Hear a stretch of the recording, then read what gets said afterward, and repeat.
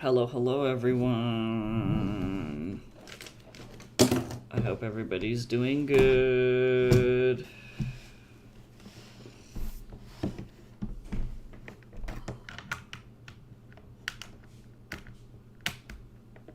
Sorry, I'm a little late today. We've been trying to get our sleep schedule back on track, but I think it's working. Oh, thank you for this baggie. Chase brought me baggie. He's not dying anymore, guys.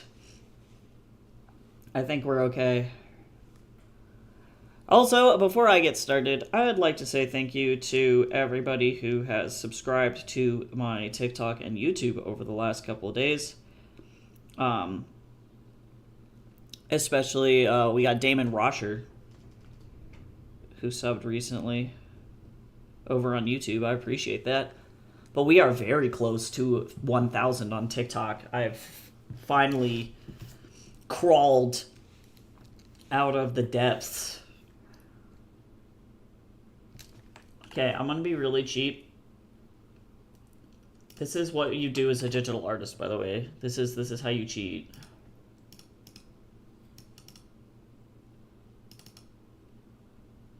Got you feel it in the bone, in the mineral.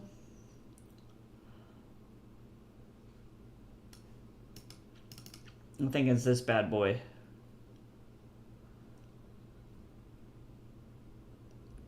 Nope.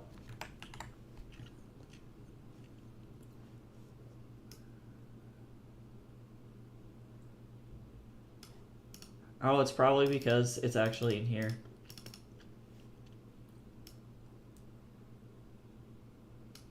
I don't know, wait, maybe not. Phew, goodness. Oh, I'm dying.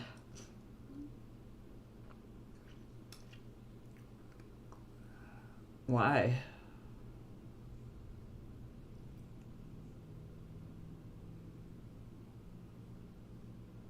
Where is the original painting? Why?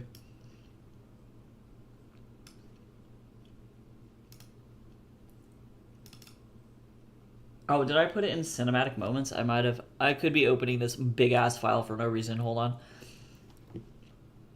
Hey, Cal, thank you so much for that 30-month sub. You know what that means? You know what that means? You know what that means?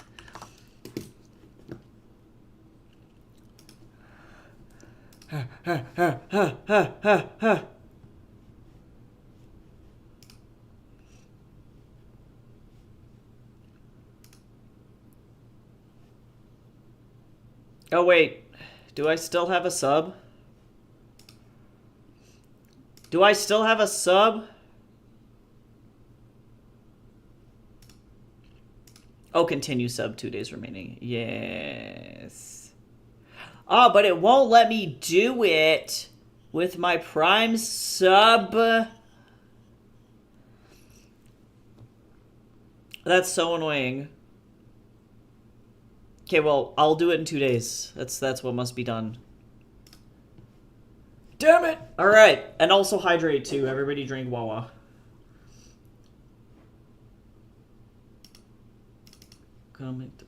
How you doing?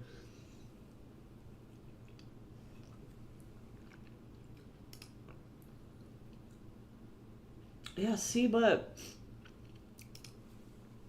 I swear I'm trying to find this moon. This is gonna save me so much time if I remember where this moon is.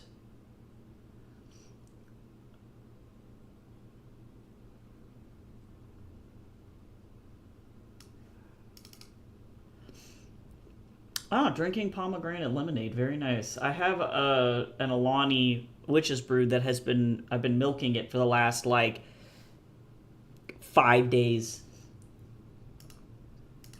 I found it. Moon. Oh, I do love you doing a moon. Whoop!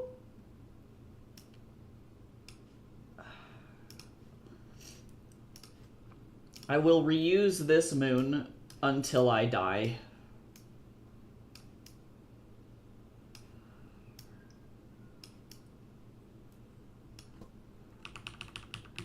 No one can stop Moon Moon.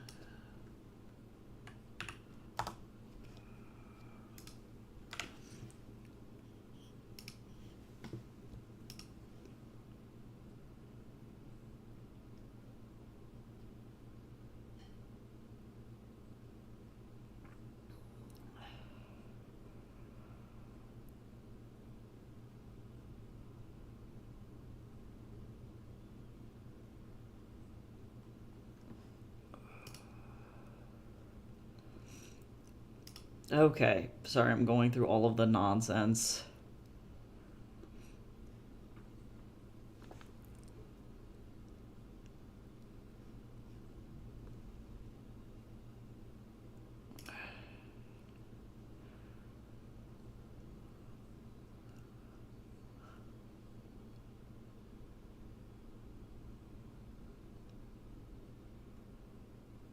Okay, hold on. I'm catching up on the million things going on in Discord. How are you doing otherwise, though? Hopefully good.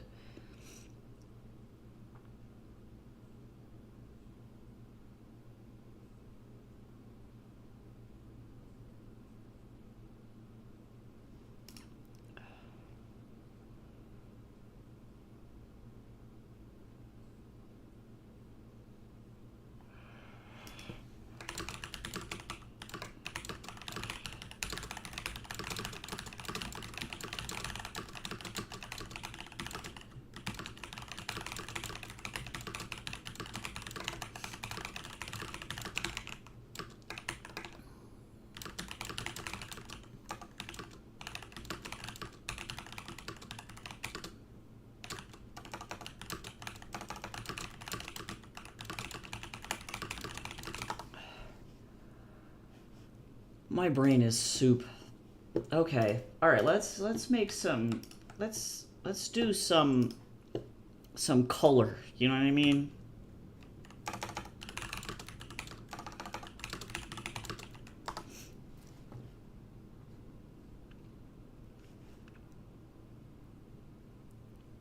I kind of want a little bit of punk. You know what I'm saying? You ever just think I kind of want some punk? And actually, I'm going to go more this direction.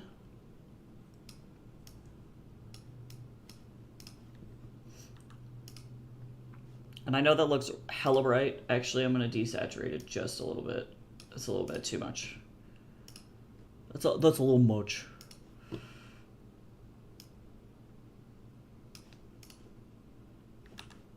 Time to gradient.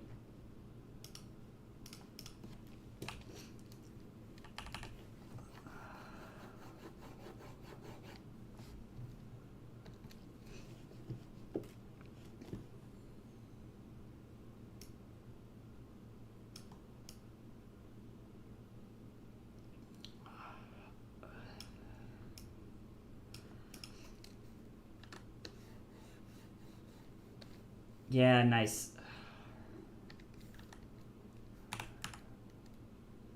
Hello? Hi, Tess. How you doing? I'm gonna eat my bagel. I'm gonna be good.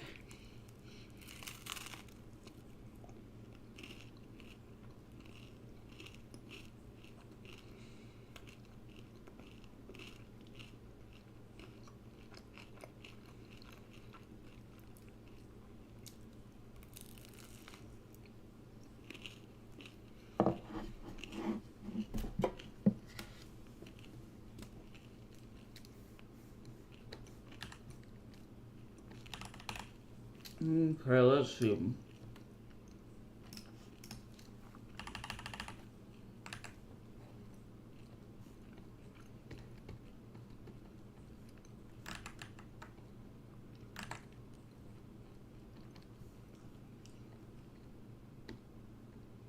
gonna go just very gentle and very small down here. And then I would like big star.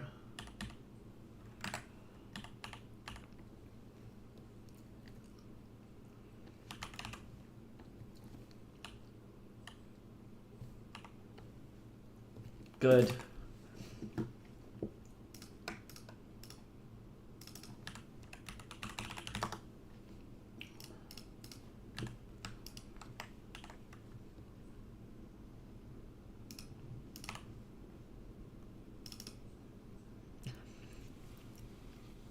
I got a bunch of graphic design stuff to do. There you go. There it is. Ooh, that's exciting though. Everybody likes printing books. I gotta order another proof of my Kickstarter book to make sure that it's like it looks right before I print a bunch of them.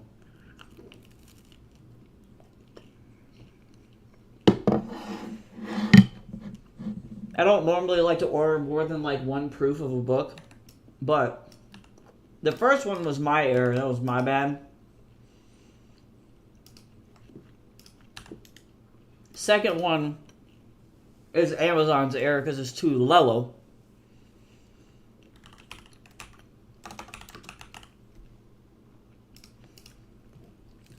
God, man, these guys are so good. Oh, I don't need to start my morning with this level of hype.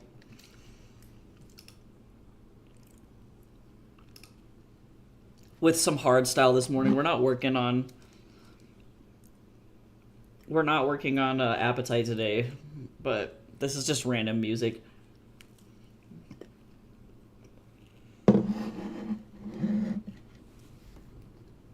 It's good shit.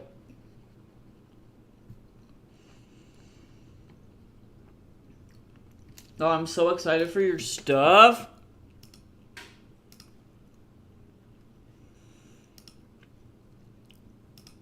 Let me see. Oh my god. Oh my god, it's looking so good. Oh, it looks so good. So do you do 100% self-pub or are you indie pub?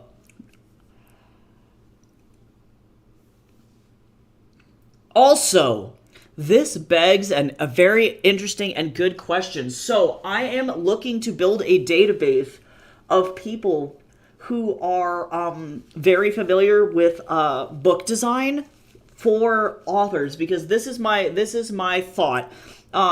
Effectively, what can happen with my publishing company is if an author comes to me and they don't have a book title or a book cover, they can either choose to lump that cost in with the Kickstarter, which is probably about, like I literally would be charging $75 for a very basic, like photo-based cover, so think like, let's see, I have an example on my website. Oops, not this website. I have an example, let me go find it. It's my camp ass, cowboy ass cover that I made as an example. Hello. Let's see, where is it? Yeah, so we're talking like the barest bone. This thing. Behold, California gold. So photo-based covers like this, for a nominal fee that they could throw into their Kickstarter. However, if they want a more illustrative cover or a more complicated cover, I'm probably going to have to point them to other designers or myself. Like, they could either choose me and go with my rates, or I want to be able to have a list of other people that would be open to doing that kind of work. So the question I have for you is, would you want to be on that list for commission work, effectively? I don't imagine that it would be very frequent. It would probably only be a couple times a year at most, because I only plan on publishing like 2 to 3 titles a year to start. But your book design work is obviously very, very, very good. And I'm sure people would like to have you in the portfolio. Yeah, because effectively we could work out what rates are good for you. And then that would just be all that I'd have to do on my end. Is it would be 100% contract, so you can handle your contracts, you would handle working on the deadlines with the client, etc. And then effectively, the way that would work is that we wouldn't be able to run their Kickstarter until the cover is done, and that would be up to them to decide whether or not they wanted to do that for their timeline, you know. But I also need people to look for like special edition or to do special edition design too. So that's a little bit of graphic design that's like sprayed edges and end papers and things like that. And that I was gonna charge $550 for like the whole package. So that would include a special edition cover, end papers, hollow or foil covers, and sprayed edges. For $550 would be like the whole. They save a little bit of money, like in the long run with the illustration overall. But yeah, cool. I'm gonna start making databases and lists. I'm also looking for people who are willing or would want to be a part of like an art team or sorry, ARC team, if I can speak. So those would be either street team people for like the Kickstarters, or you could be on the ARC team for the titles. So if anybody is interested in that too, let me know. Next year is when I'm going to really be starting to build out these databases to try and get people on these lists, so that way we can actually start promoting people's books. So it'll be really cool.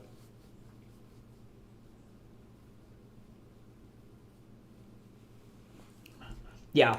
And definitely too, to also clarify, if you take commissions from artists or from authors who are going through my press, I don't take a cut from those, by the way. So that would just all be, it would just all 100% go to you. So I'll let everybody know once those little guys are, once those listies are open, because I'm going to be doing some Google Forms and trying to get people into getting those together. But the website is alive. If y'all didn't see the announcement, actually, it's some very exciting shit. Let me see here.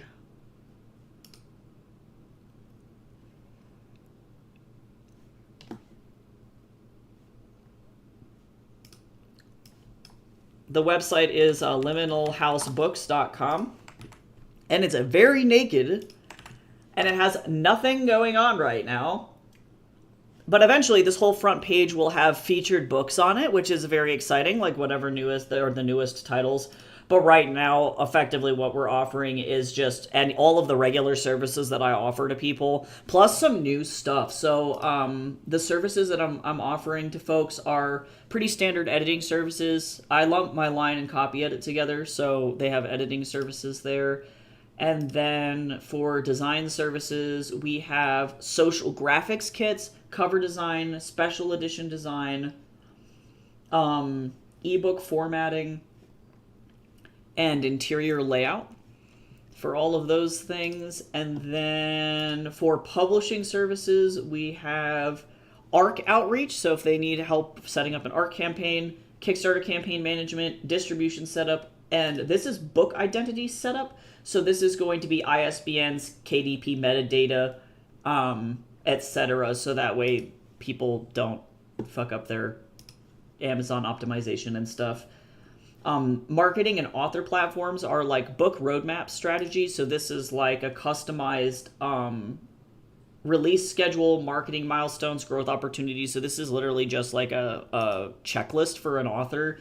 Newsletter setup, a brand kit, and social media platform roadmap stuff. And finally, we have author business support. So this is, I don't know. Apparently, I did not put any products in here, but eventually this will be some interesting stuff in there. I'll have to go see which product was supposed to go in there that didn't go in there.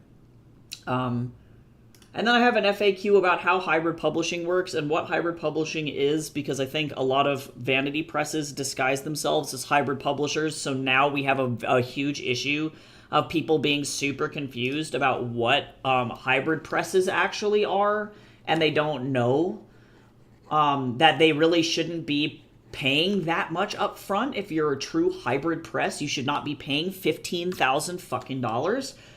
Because that is definitely a vanity press scam masquerading as a hybrid press. That is not an actual hybrid press if they're asking that much money from you.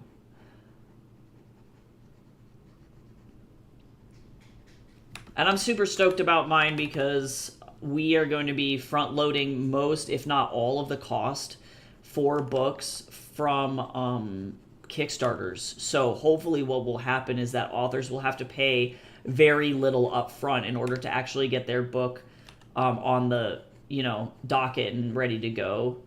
But that also means that I have to be really selective about like which authors I do end up selecting for the publishing process. So it'll be cool. Effectively, what I want to be able to do is support authors in multiple different ways. So like even if they don't decide to publish with me, that doesn't matter because I can help them in other ways and help them with like a la carte services. So they don't have to be ball and chain to the publisher if they don't want to. They can 100% retain all rights. The publishing contracts are only 3 years because I got sucked into a 7-year contract and now I'm like, why the fuck did this happen to me? With a really annoying publisher, actually.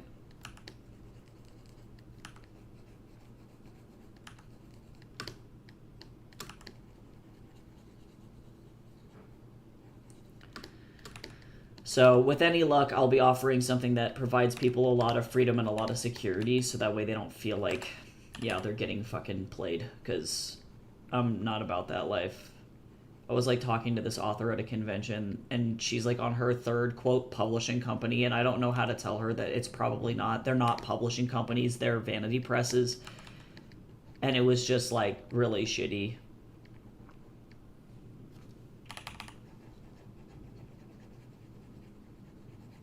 And there's like nothing that I can do to, like, you can't help somebody get their money back in that way if you get ghosted by a company like that.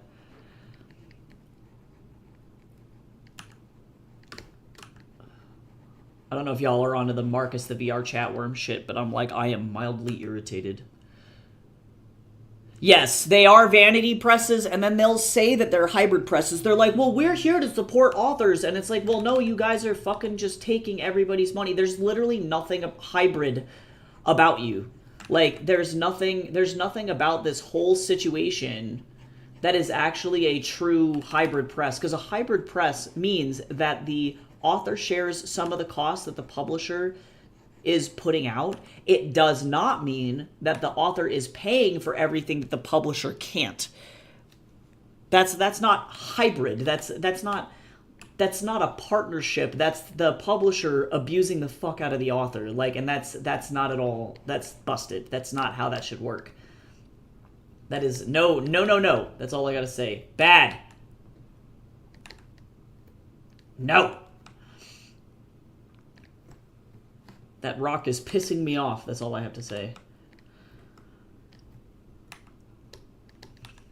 Yeah, so I think a lot of authors don't understand the difference, and then that's been the biggest like hurdle that I've had to cross on social media is like trying to show authors that it's like, no, you actually don't know what a real hybrid press is. Not to say that you're ignorant, but you've been duped so many times and looked at so many publisher websites where the publisher themselves are saying that they are hybrid, and then you look at them closer and it's just a fucking vanity press in a really bad disguise. A bad fake mustache.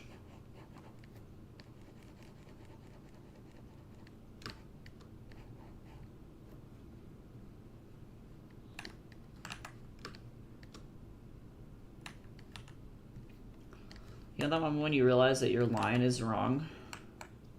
I'll worry about that in a second once I finish this skin. I'm gonna move that line.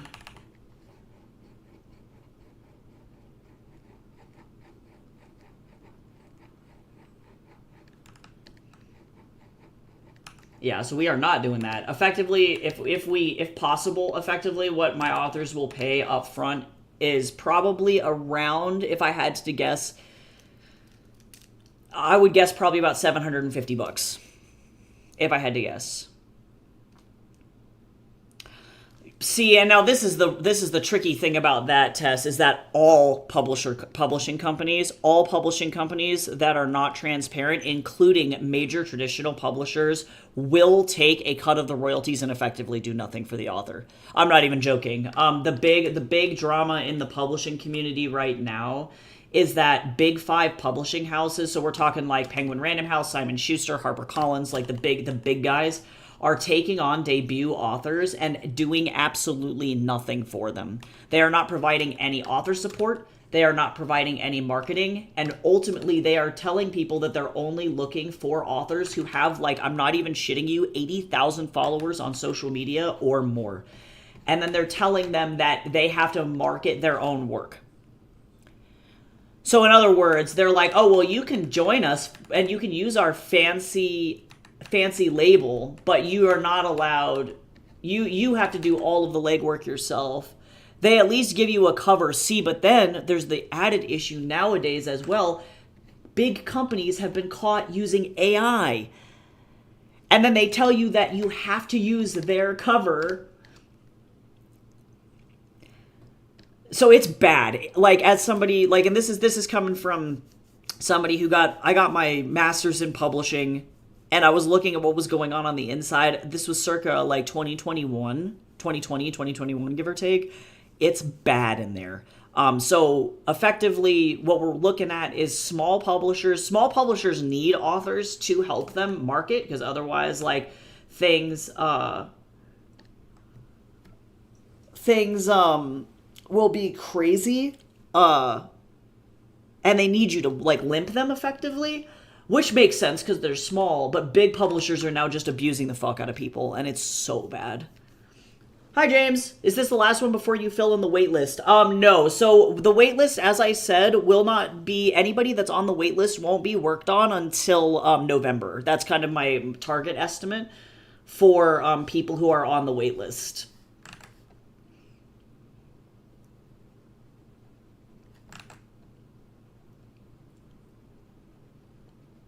So I have this one and then another commission still as well. Actually, I'm not going to do that. I totally forgot the face. But yeah, no, Tez is bad. It's bad. I hope you're doing good today, James, though.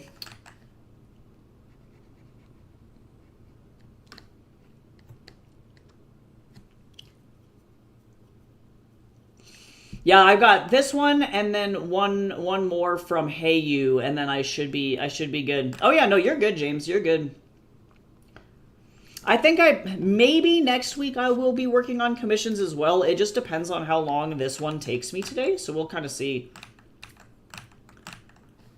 But I have this one and then one more line art commission to do as a thank you for reviews. By the way, yeah, I give all of my reviewers commissions. So if you want to review some books and get some free commissions.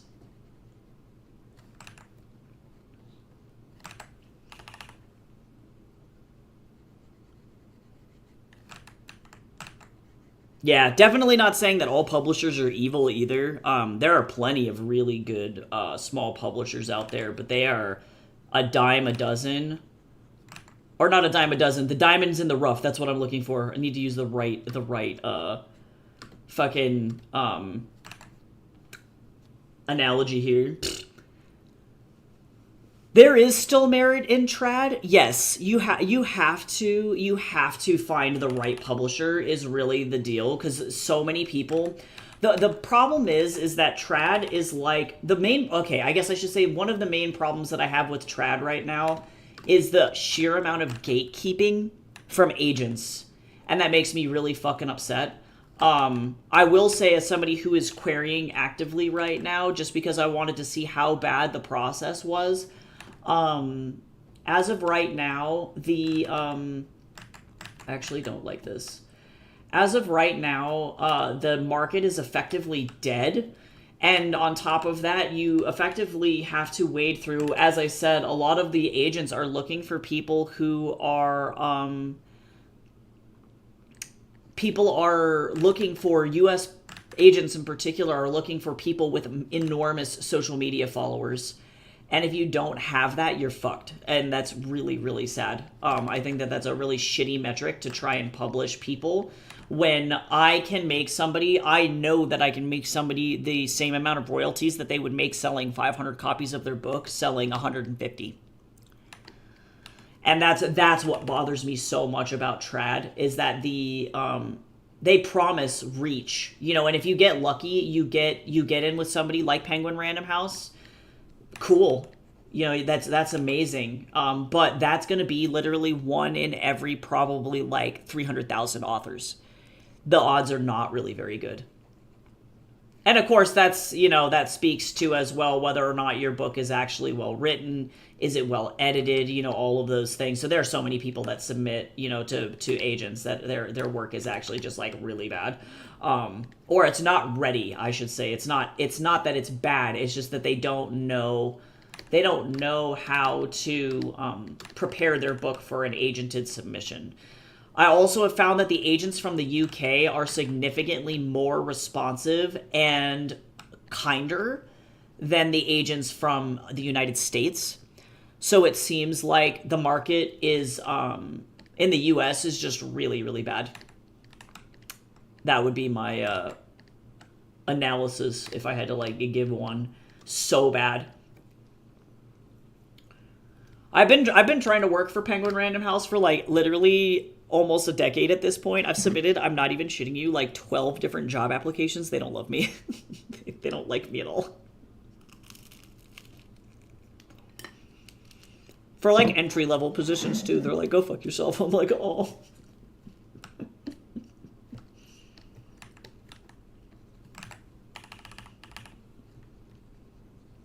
I'm like, y'all are mean.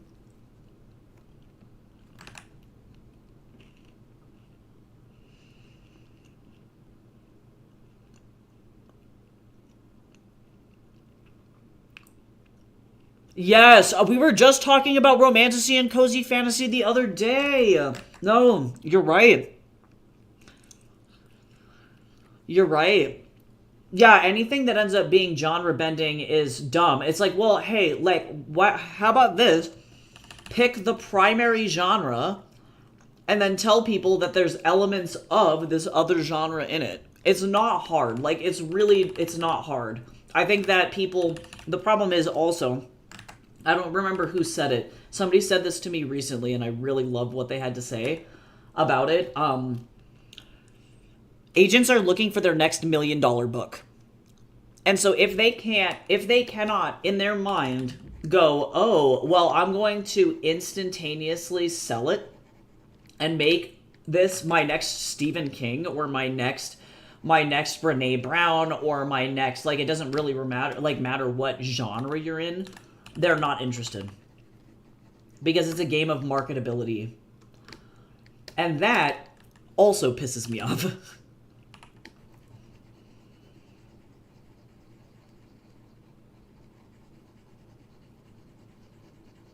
Because, like, I think the Humane Society for Creatures and Cryptids, for example, to use Q's work as an example, is the perfect example of why it doesn't matter if it's like in the genre or a genre trope or not, because you can sell it. And clearly, she's done a fantastic job of growing her own audience and selling that book. That book has like over 60 reviews on Goodreads, which is really good for an indie and a small author. People know it exists, right? And I watch her sell probably 20 to 30 copies of it every single convention that we go to. And that's much better than any, like, actual in-person, I don't know, like any major company that I've seen, like the trad company that I'm with in an anthology just dropped everybody after we signed on, and then they literally badger everybody every single month to sell more books. So it's like it's a messy world out there. It's messy. But I always encourage people to, like, if they want to go trad, that's fine. And like I need to get back on my like query train, because I still want to try and query out, at least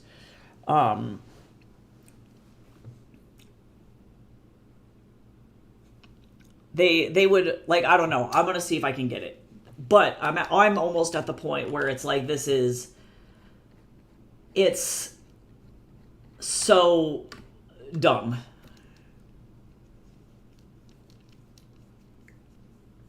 Q is in Spitbo, and that had a huge effect. I would say yes and no. So like, I would say yes. Obviously, use it as a marketing tool. Like Spiffbo helped as a marketing tool. Yes. However, I can point to my own work, and she and I have similar sales metrics.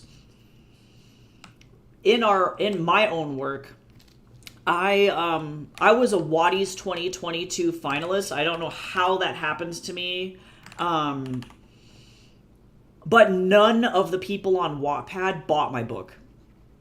So I had to market that thing from the ground up. And so, yes, having the award on it helped.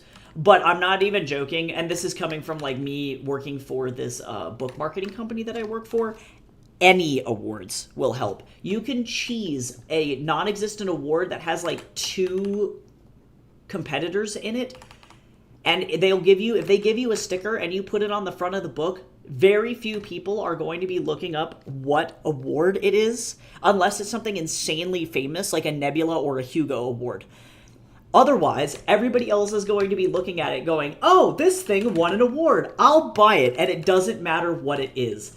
So, Spiffbo definitely helped a little bit. But if you enter any award competition, you can do the same thing with your book.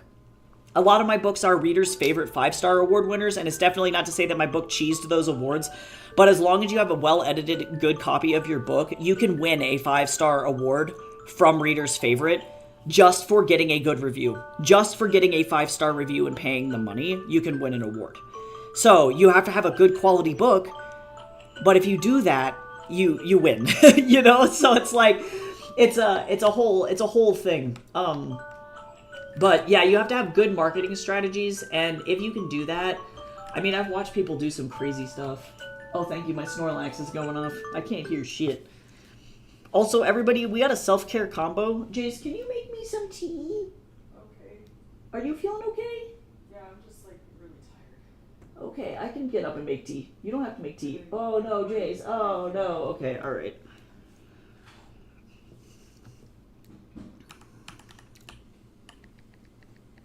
Yeah, I think another major issue that I have with agents as well is that they're so unwilling to read past the first page of your stuff that can result also in agents passing shit up when they don't understand what it is, if that makes sense, right? Like in the case of yours with Spider Island, you know, I have not read the arc yet. It's like on my list, but like, in order for an agent to understand, they might need to read past the first 5 fucking pages. And I don't think many agents do. I think that they throw it in the slush pile, or potentially, I'm not even joking, that now they may be throwing it into an AI language learning model and asking if it fits their model or if it has the potential to be a best-selling book. And then if it doesn't, then they ignore it. If the language learning model says no. It's very similar to like LinkedIn, like job apps and stuff like that, where it's like, if the thing scans the resume and it doesn't fit, then you get ignored. Yeah, so again, not all trad publishers are this way. I've gotten much better responses from small publishers that I've submitted to directly versus agents, but it's not friendly toward people. I've submitted probably almost like 35 queries and gotten 100% rejection so far, and I recognize that that's not very many queries in the grand scheme of things, but that's my stats.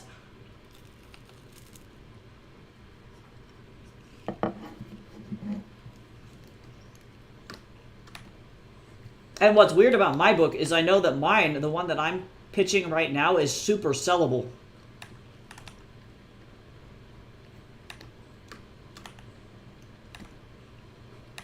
Super sellable.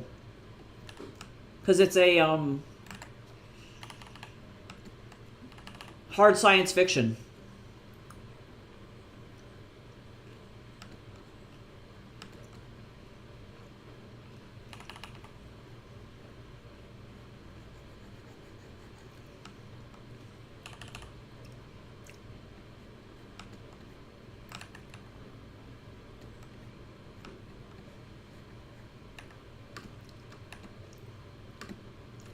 So, yeah, definitely insane. I think what happened to me is I'm tired of having to pander to gatekeepers, is effectively where I'm at. Where it's like, cool, if the trad publishing program has like reach, that's great. But if they, it like, and I'd be glad to go with like a trad publisher that does help improve my backlist. You know, that would be really cool. You know, because they'll read your front list and then go read your backlist, and that can improve sales, and that's really cool.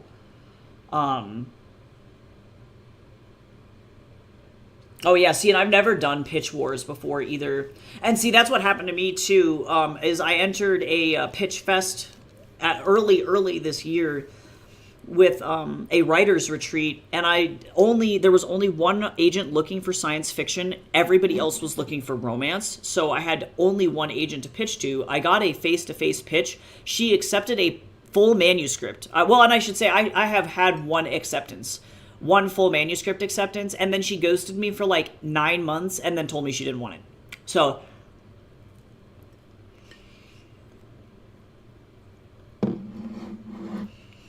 and then what pisses me off even more is that if you ask them why and what the reason is, because I would like to know where I can improve, they don't tell you. They will never tell you what it was that they didn't like. But I've also watched a lot of other authors go through a situation where, unfortunately, when they get rejections back, it's a lot of,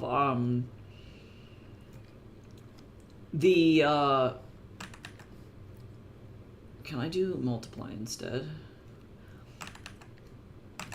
And I'm actually going to switch brushes here. It's a lot of the agents sending back copy-paste responses. And, like, I watched one guy get a rejection back that was, like, literally a copy-paste, like, oh, well, we just can't find a theme in your work. We don't understand what the theme is. And it's like, whoa, what the fuck? Like, what do you mean? Like, Pitch Wars isn't around anymore. A couple of other mentoring competitions have cropped up, but nothing that's been able to occupy that same space. Yeah, form rejections suck. Like, they're just, like, I don't know. It's so disrespectful to me. That's, like, another aim of mine with Liminal House is to never, ever, ever, as long as I am able to, reject somebody and then give them a shitty response like that. You're always going to get a response from either me or, if I have to, expanding to an editorial assistant team that's going to give you an actual fucking response and give you a list of bullet points of why it was not accepted.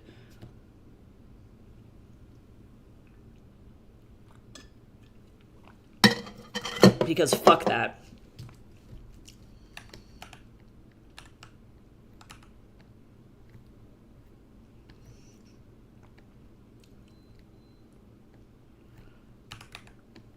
Annoys the shit out of me.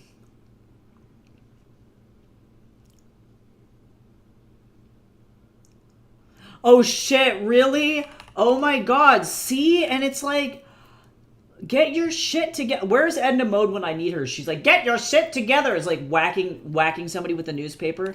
That is so fucking annoying. Like, it's like, you can't be professional enough to not do that? Oh my god. Like, from like a professionalism standpoint, that rock pisses me off. Seriously, like, wow. It should be better. It should be better.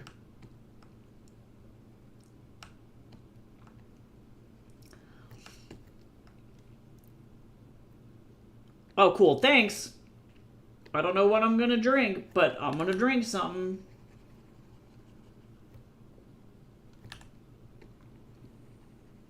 Yeah, but I'm in the same boat too, Tess. I tend to write really, like, specific genres, and I don't tend to rely on tropes, or I tend to bend a lot of tropes. So I'm like to the point where it's like, hold on, we got an ooh. Yeah, it tends to be really difficult for me to sell the stuff overall.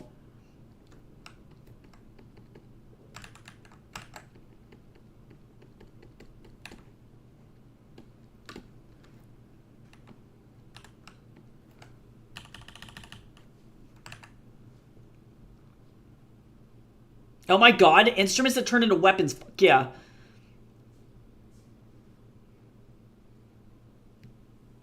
Yeah, you're like, what? I would email back and be like, I think that you sent this to the wrong author because mine's a middle grade. I legit would have done it. I would have been like, ma'am, excuse me, amigi? I believe that we are in the wrong place here. You have misunderstood what I'm doing here. Are you good?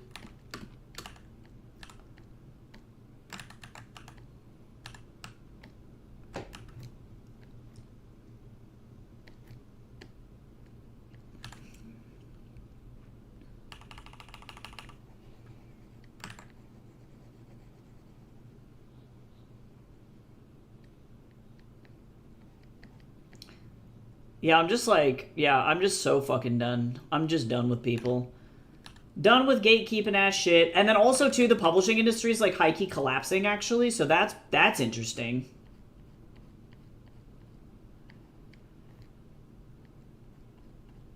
From like an internal standpoint. So it may be like very soon that self-pub and indie pub authors or small hybrid press or small presses just in general completely overtake the publishing industry. So I'd rather ride that wave than wait for somebody else. But that's how I've been my whole life. That's my Aries ass talking, probably.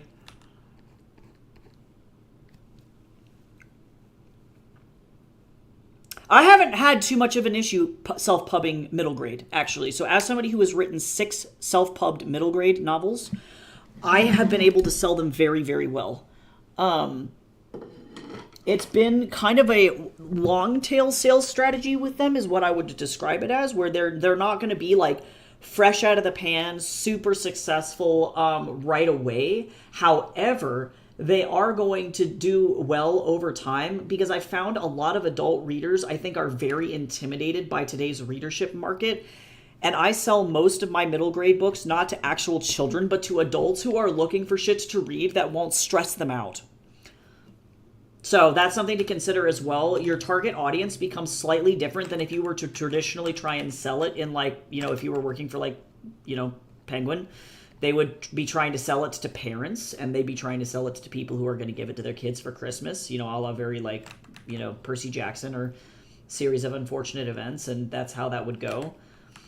But I'm finding that my market is stressed out, nostalgic adults who are looking for easy things to read. I've had a great time selling my self-pub books at the middle grade level anyway.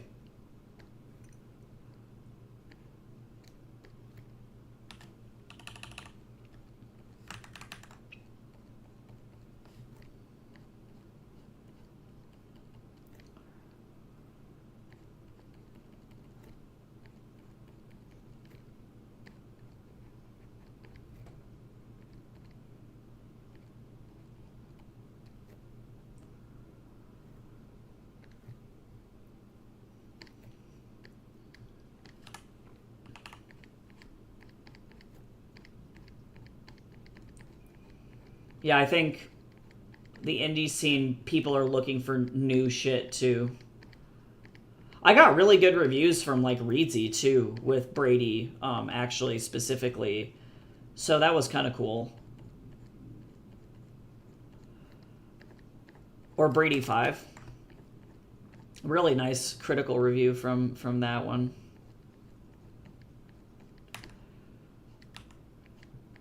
Yeah, so I'd say just go for it. And especially if you have a backlist of adult novels, you'll be fine.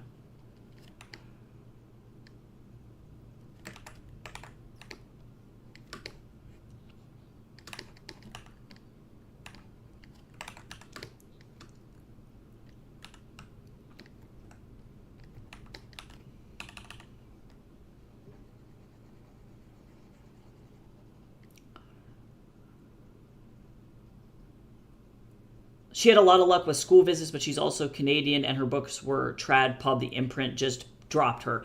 Yeah, so yeah, right. And so in her case, I would say her reputation probably carried her a little bit, and having that distribution probably helped her in the beginning.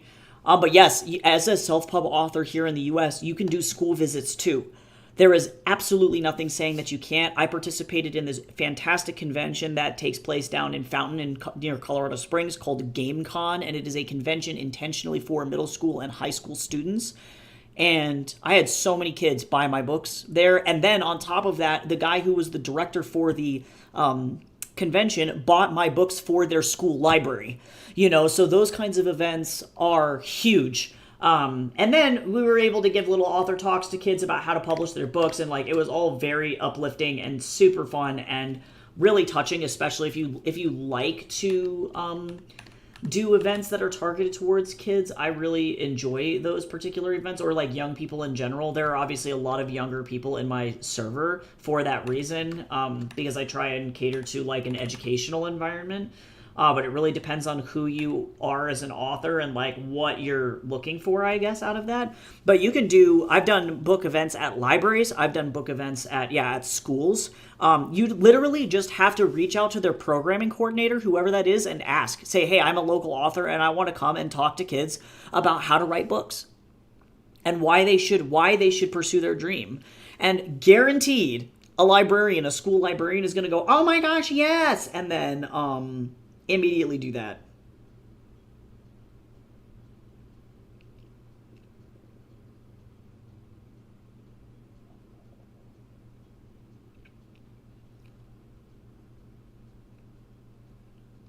So, I would recommend it. I would just do it. Okay, what is happening to me here? Does this character have freckles? Yes, well, and having that wide variety, I'm not even shitting you, is essential for me. Anytime anybody walks up to my booth, I'm like, hey, I'm Tycho, I'm an author, and I write books for ages 8 to 188. And that instantaneously grabs people. And they're like, oh, well, which kids' books do you have? And I'm like, well, I have all of these from ages 8 to 18, but honestly, adult readers love them too. And then guaranteed a parent is going to buy it. Like not for their kid, but for themselves. It's not... I think any agent or any publisher who's like, it's hard to sell kids' books, I'm like, you're just not fucking doing it right. You're actually bad.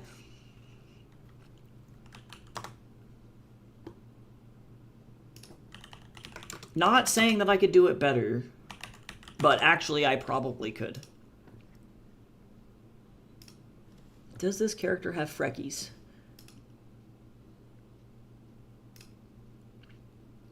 No, this character do no have freckies. No freckies here.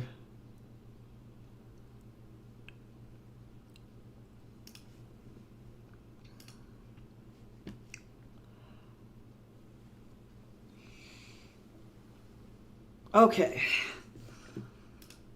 So this is actually quite a simple commission to complete, all things considered. Could be worse. This is a really, basic character, which is not a bad thing. It's just a thing.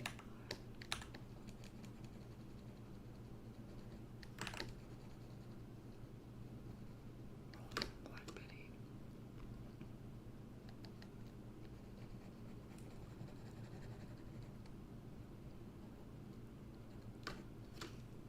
Yeah, the biggest advice that I can give, and, I was just talking to some people on TikTok about it, because, somebody had asked me, what advice do you have to go from effectively working a corporate job to doing what you love 24/7? Because in reality, I'm in the industry, and I thankfully don't at this point work any jobs anymore that are quote straight jobs. I don't do that. My part-time side gigs that keep my business afloat are both in either the arts or in publishing, which is really, really good. And what I told the person was that they just need to fucking write. You need to put books out there, and you probably need to have, I'm not even joking, a backlist of about 5 books before you're going to start to see things roll. So if you can set up a publishing schedule for yourself where you are publishing a book every year to every 2 years, that's going to be the ideal place for you, probably. And it seems intimidating. It might sound like a lot, but once you get the ball rolling, so to speak, and have a good like system for yourself, that will be not so bad. And even if that's not your pace, like it just depends, I guess, on how fast you want to get the career going, you know, because like that's truly every single author is different, and that's really going to be also my approach to publishing. Truly, is that every single person is different, and they have different goals and they have different pacing, and that's going to be really like the kicker here.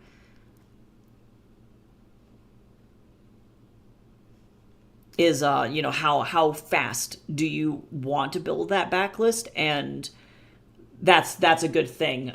Like I always feel good when people approach my my tables and they go, "Oh, are you a publisher?" And it's all my work. Q has the same thing happen to her too, because she's got like a bardillion books, a lot of short stories especially. And it's always really exciting to be like, no, I'm the author and I wrote all of this myself. And then people are like, what? And it's like, yeah, so I got something for you. You are going to buy something today. It just is entirely dependent on what you decided that you're going to buy. So let me know what you like to read and I will hook you up. The biggest struggle that we're facing today, to be honest, is that a lot of people just don't fucking read. Which is really difficult to deal with, both on like an emotional level and like a sales level, where it's just like, damn, people like literally just don't read. So that's number one struggle right now, is that.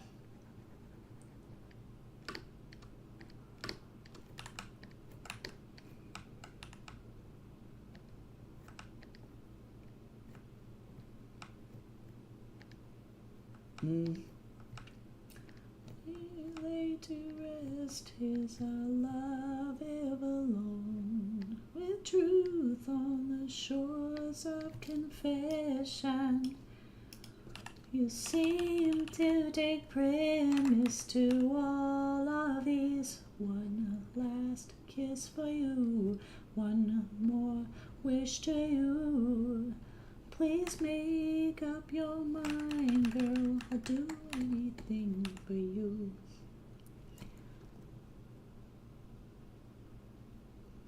Oh, 6 months is good. I would personally not recommend. I would release them together.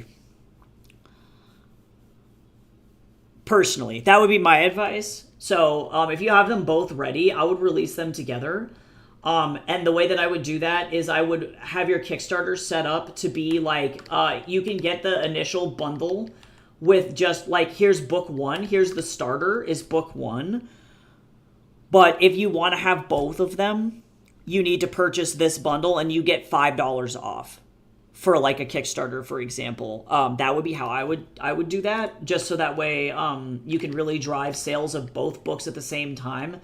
Because if you don't, there is a risk that when you go to release your sequel and you kickstart it by itself, unless you have like a special edition omnibus or something that is going to be carrying that second book, there's a chance that it won't fly as well.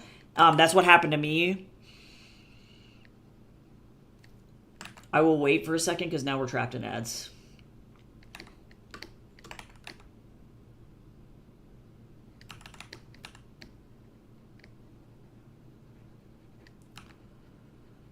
We don't need to be stuck in ad town.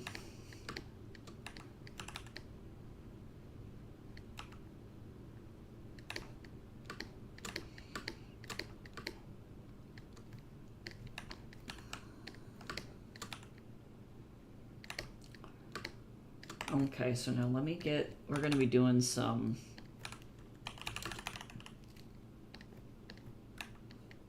stuff here. I need some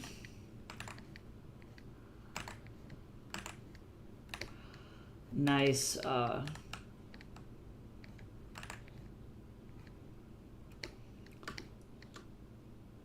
Oh, actually, I'm going to be good, and I'm not going to do this yet. I'm going to do lighting first.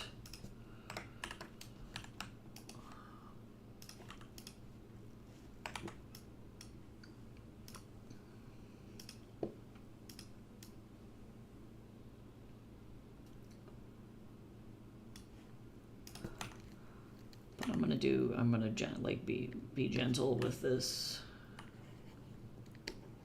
Because I don't want it to be super heavy on his face. Okay, is everybody back from out of town? Did we make it?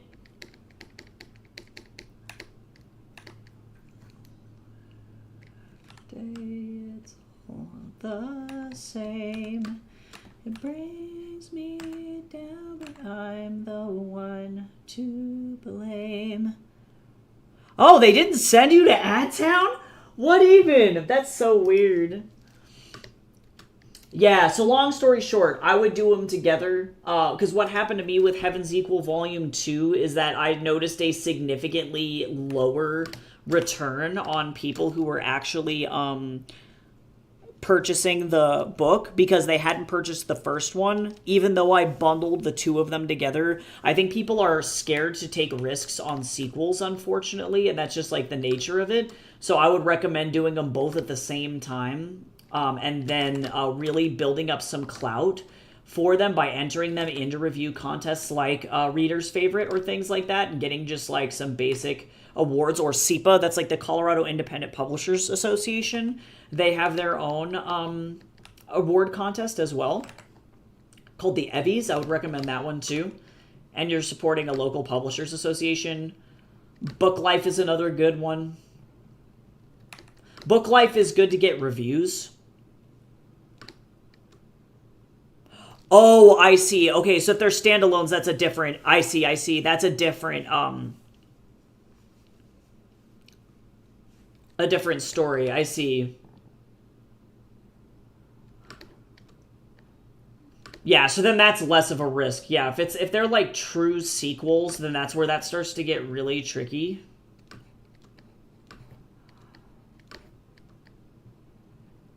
So many thoughts that I can't get out of my head. I try to live without you. Every time I do, I feel dead.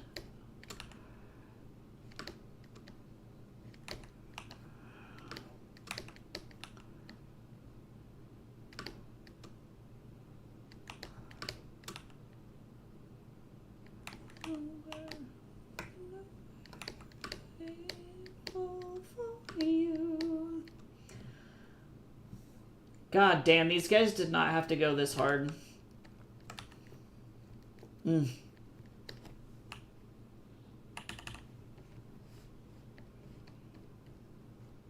How to be very genteel. Okay, actually, I'm gonna need... I forgot Moon Glow. Who does that? Who does that? Who forgets the Moon? Fucking me, apparently.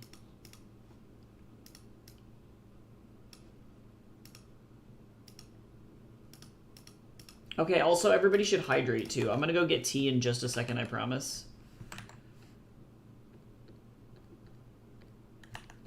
It'll be about 5 seconds of sin. Oh, but we're almost done.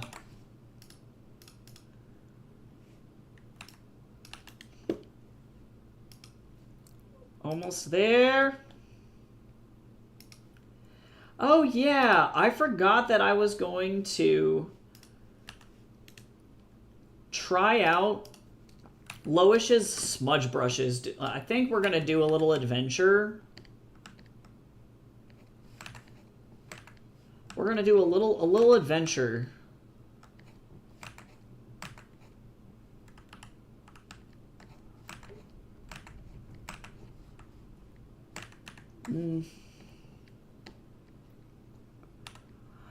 Yes, you should list them as a series, because even if they're not in order, I believe Amazon does have the ability to, or I should say standalones, even if they're not sequential. Amazon does have the ability to list them as like, especially if you list them in the series title, like, you know how some authors do the, like, yeah, this is, you know, like if I were to do Brady Von Altus 1.5, Brady Von Altus 0.5, whatever the fuck, however people do that, the Kingdom Hearts numbering is what I like to call that. You can do that as well, where you list them and then make a note in the Amazon description that it's like, hey, this can be read by itself. You know what I mean, though. I'm not wrong. I'm just being real.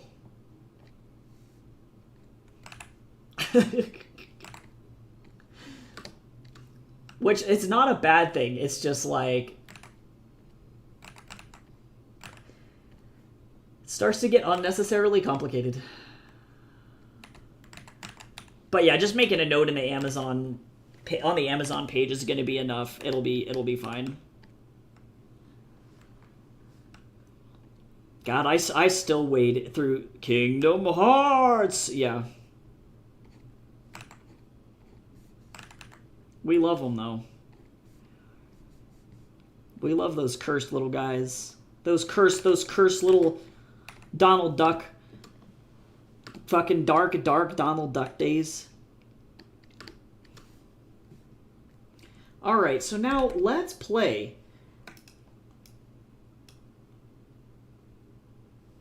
Actually, I am not going to use...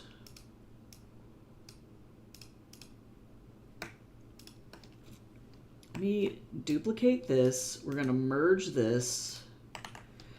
Alright, I don't know how any of these work.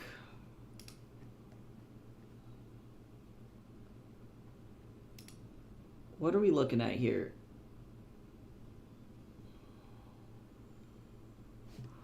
Do we have names of these brushes? What is this thing called? Sandy and Gritty. We're going to use Gritty. So, what's interesting about this...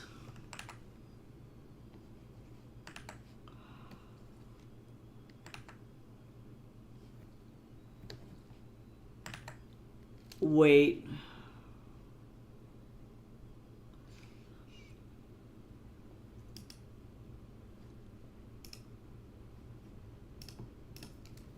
Okay, so... No, excuse me. Smudge tool. If I grab this, what does this do?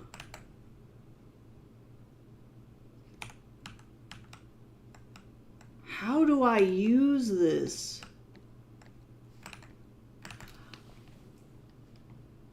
What are you telling me? Oh, okay. Oh. Oh. Oh. Oh. Interesting. Okay. Hold on. Hold the butt. Hold the phone.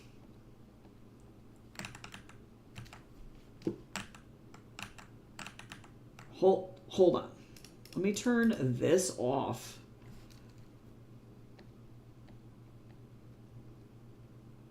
Oh, fascinating.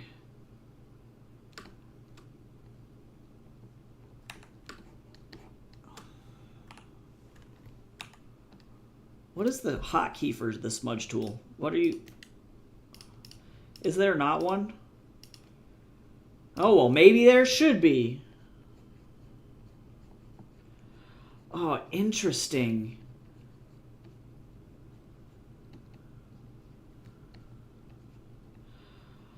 Oh, this just feels like working with oil paint.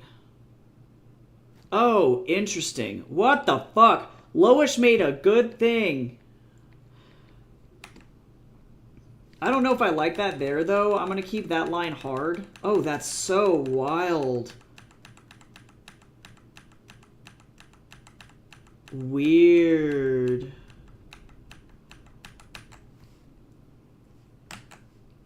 Whoops. You know that moment when... I fucked it up.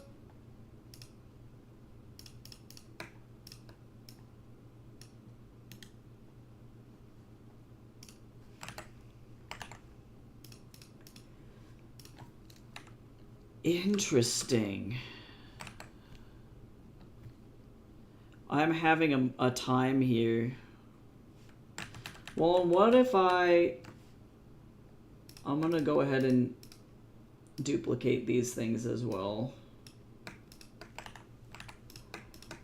Let me turn this off. Oh, that looks like ass. Never mind.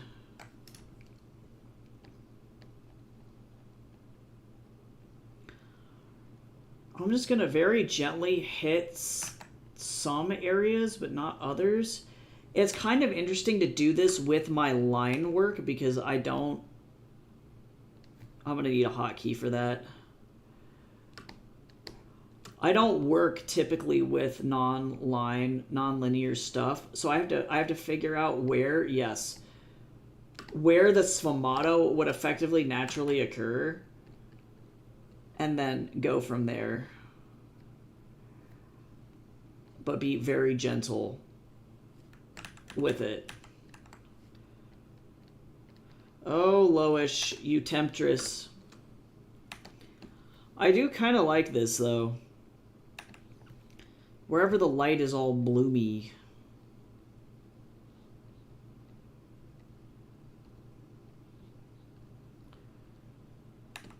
I don't like that, though.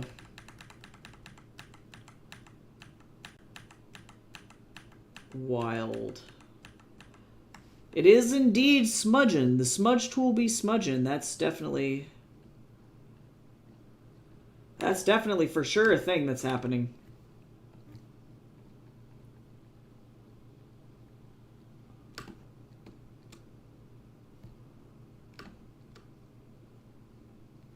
Yeah, because it starts to get too smudgy in some places.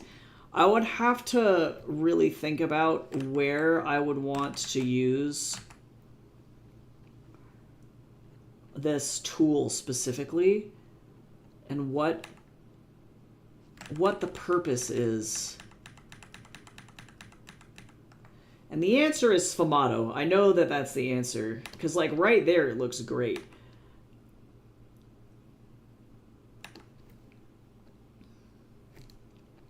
But the question is,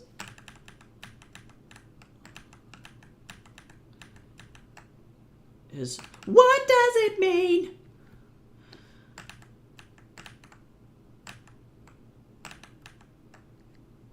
Oh, whoa, that one's weird.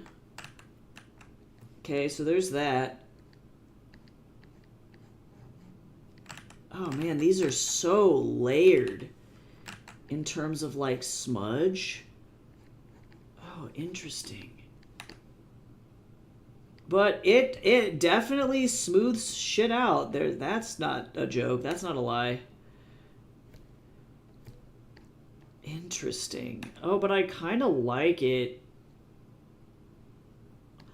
Interesting. I just don't normally use the smudge tool at all because one, it's either too intensive for the computer, or two, it doesn't look good.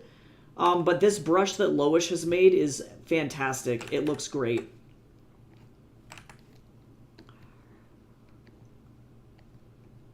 I don't know if I like that one, though. That's probably weakest link out of all three of them. Okay, I'm going to leave it alone because I don't want to do too smudgy.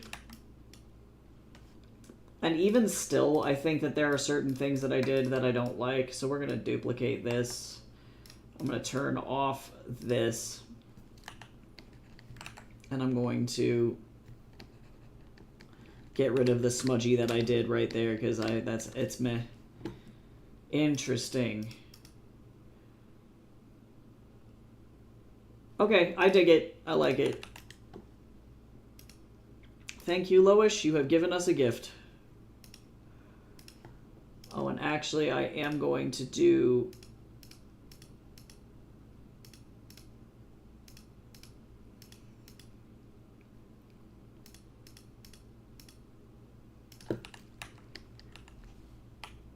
this shit, too. Oh, I don't need that curly. I need, like, give me this. Yeah. Hello?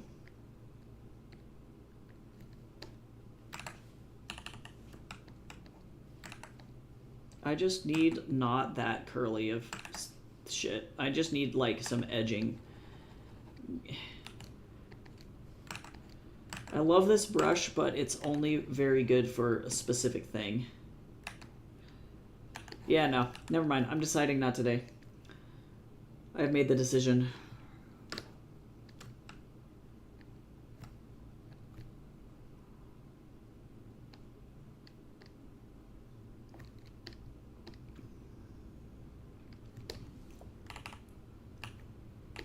We love this brush. Time to turn this thing into holographic. Wee. Wee. Wee. Wee. Wee. Texture. Oh, and I realized too, who am I? Apparently I'm not, my brain is not functioning today. I knew that I was only going to get through this one today, and that was how this was going to go, and that's okay. That's sometimes what happens.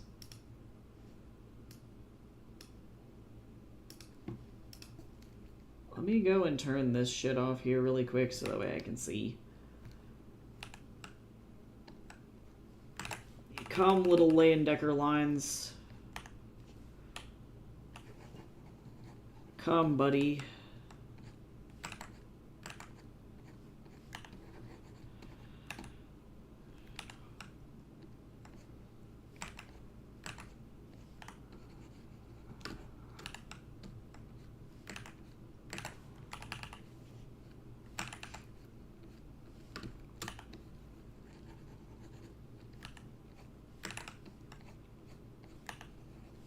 Hello?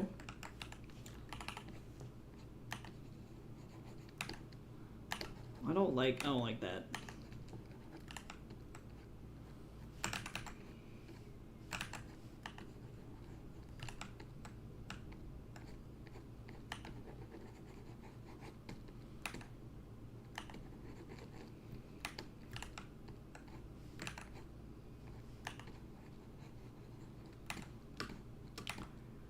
There we go, better.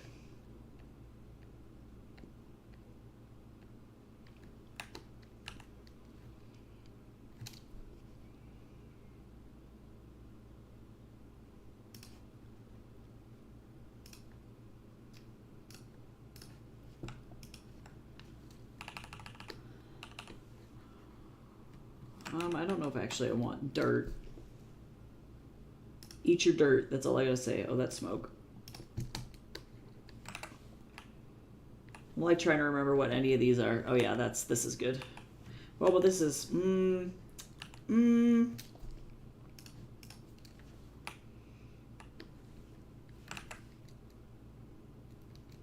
Photoshop, please. Photoshop.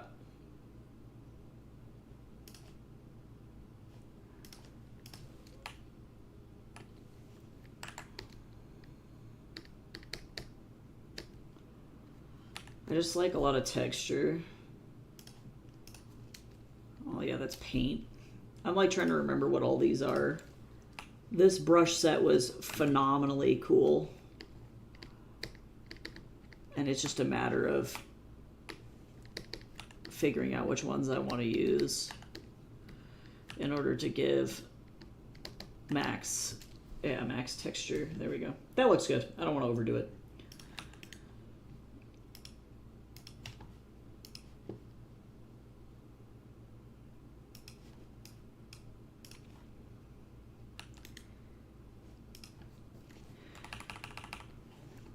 This will make sense, I promise.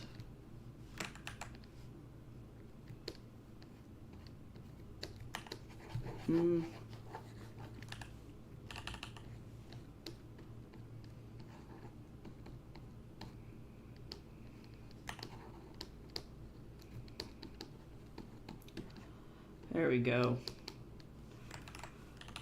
This is an interesting rainbow fragment that it made right there.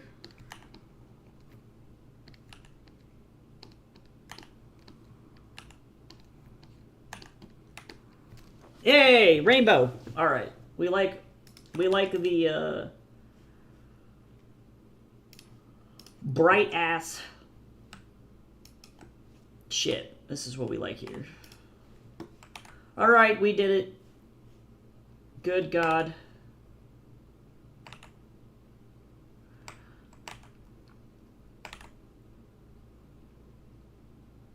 Yeah, he's fine.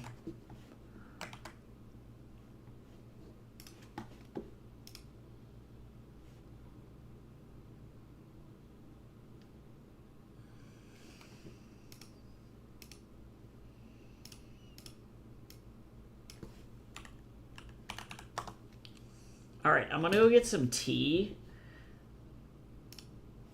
so that I can actually like live.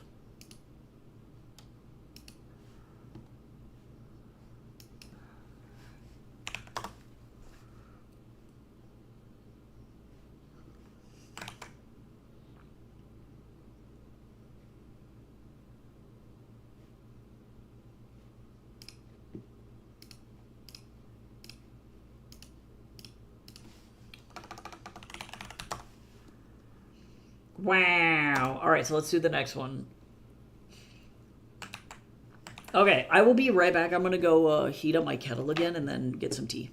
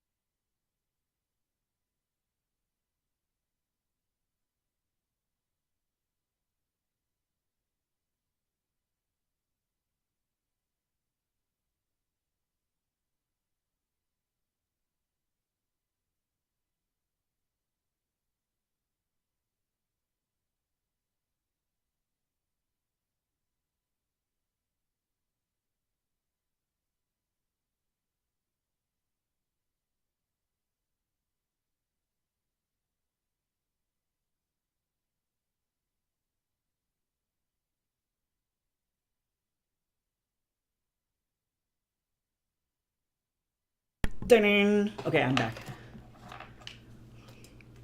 I played with the cat. I got my tea. Some suckles.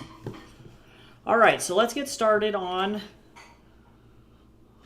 Actually, before I forget, I'm just going to glaze this thing while we're on stream so that way I don't die.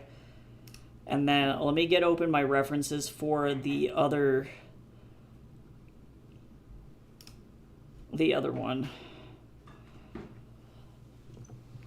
Also, now that we are coming to the end of this particular month's commission runs, if you are looking for commissions and you have not sent me your references, or I should say if you are signed up for commissions for next month and you have not sent me your references yet, please send me them.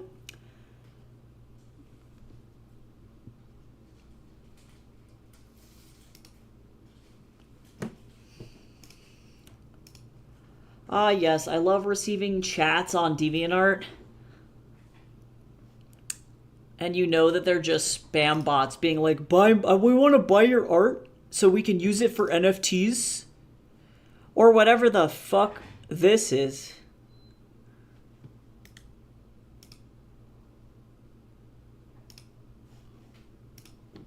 Good. I hate DeviantArt.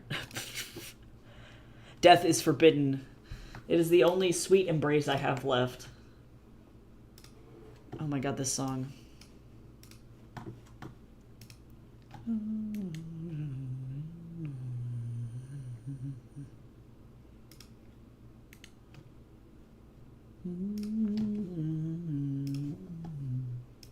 How you doing, you? How are you?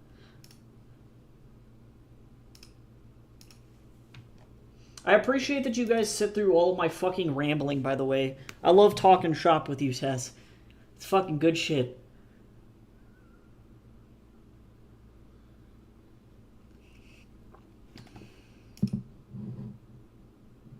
No, you lost your wallet. No!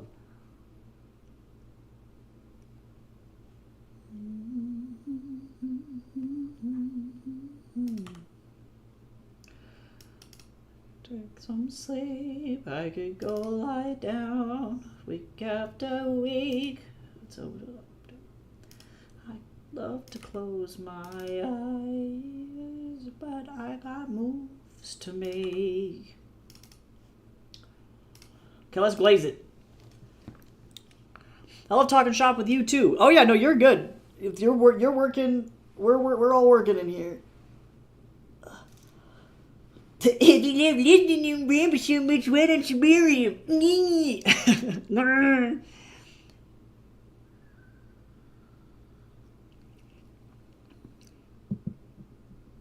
I think that the Formosa Puchong is the weakest Wulong I've had.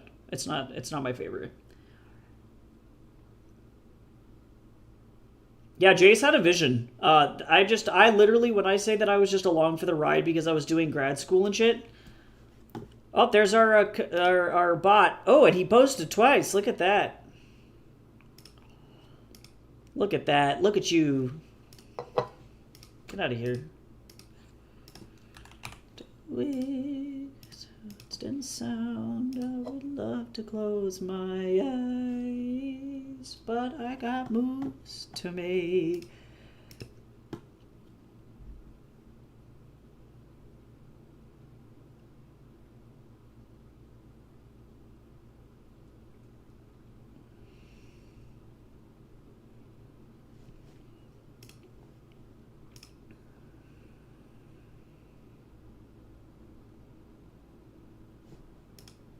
Okay.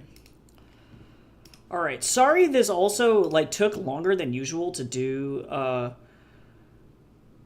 commissions because this month was nuts.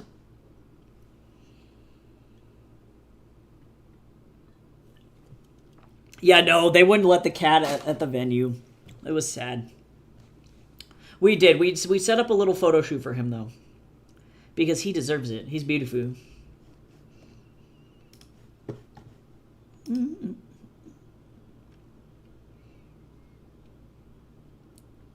Okay, so let me send this over to Goose.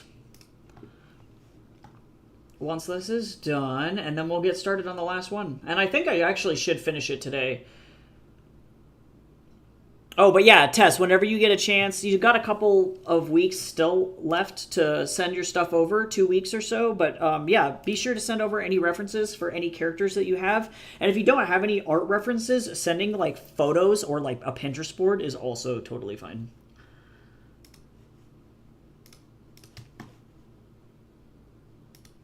All right.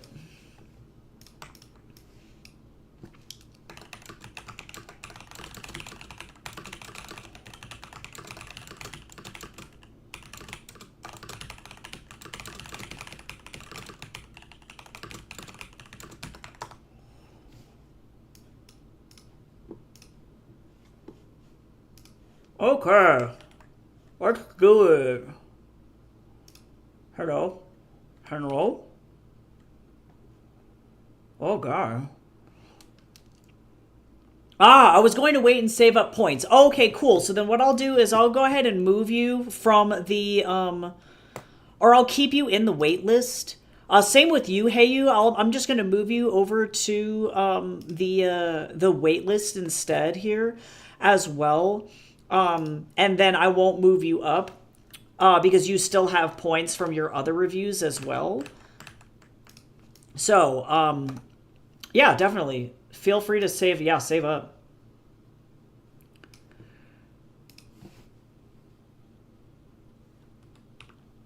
So, that'll go like this. And then I won't...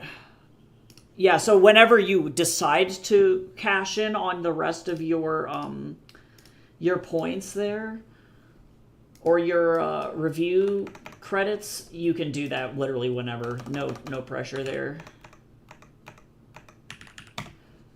Cool. All right, so let's draw this vampire.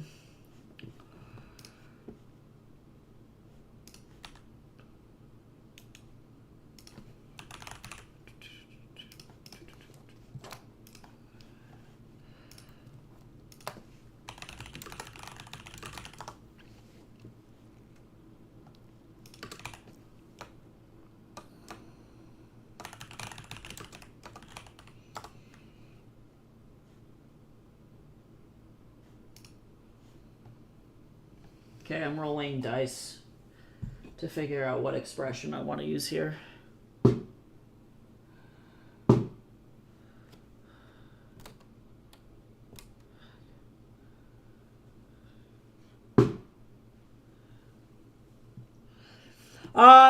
Would you say that your friend's character is a smiley character or not really? And yes, this is your other one. Just so that I can get the expression right, I don't necessarily want to pick something like super smiley if the character tends to be more serious.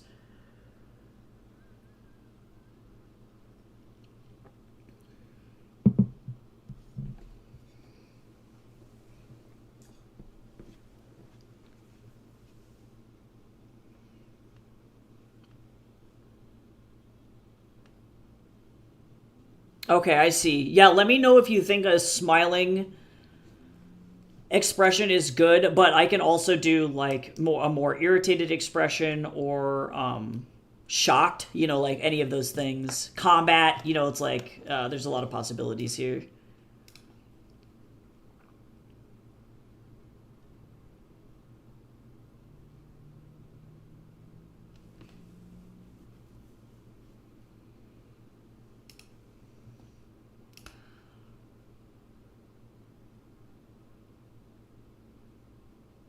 Okay, so let me see.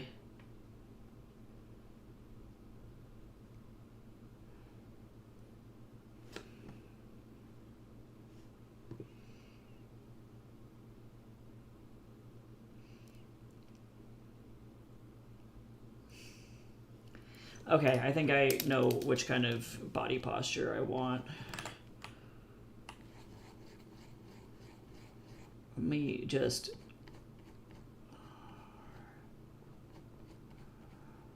Okay, I'm going to be looking at references here. So sorry if I am not responsive to the chat for just a second, because...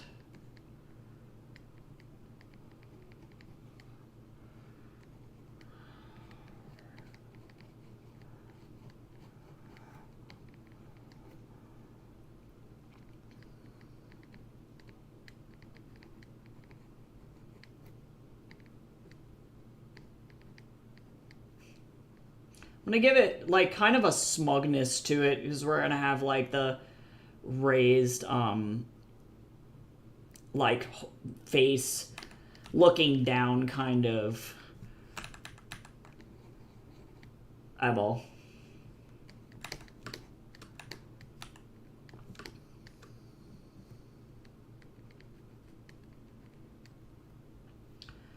So it's a little bit stiff, but also it's because there's an air of smugness. We're going for the smug. All right, so let me get some long ass ears here. Not quite Jak and Daxter ears, but they are long. Oh god, the Bob Rafey just hit me hard. This is still too long. Oh my god, the Jak and Daxter really just came back and tried to haunt me just then. Get out of here.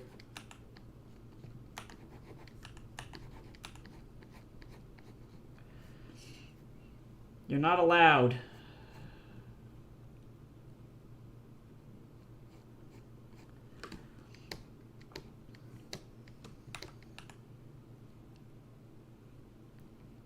Get out of here, Bobbert.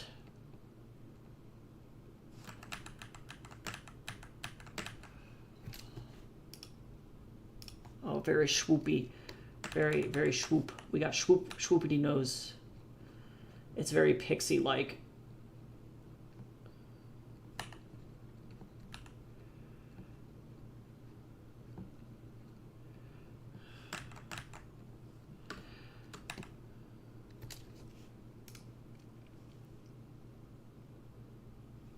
Oh, no, you're good.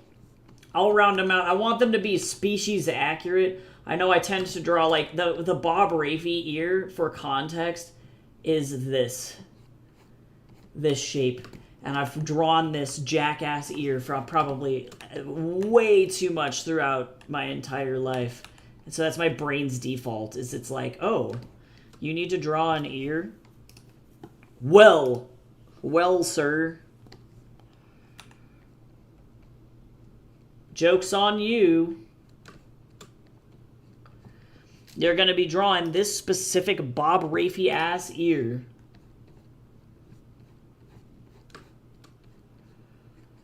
This is all you know how to do and all you are going to do for the rest of your life. I need to make a Jak and Daxter OC. I don't know why the fuck I'm like this.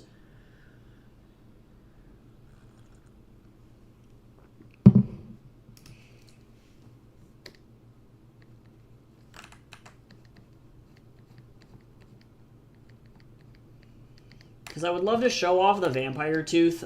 That's important to me.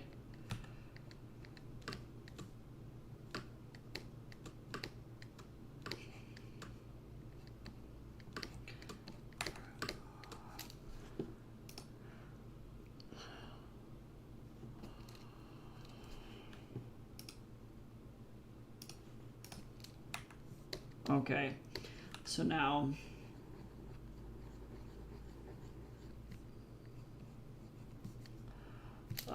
expression.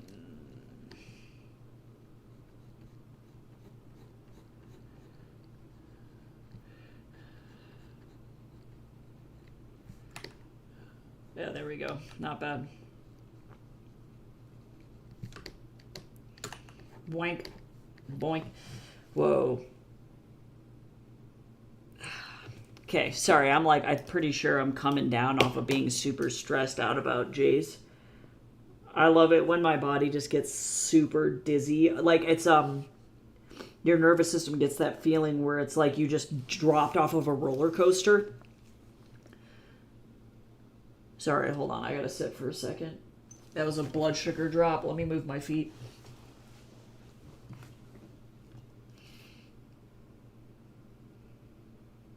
Yeah, we're chill. Thanks, body. I love it.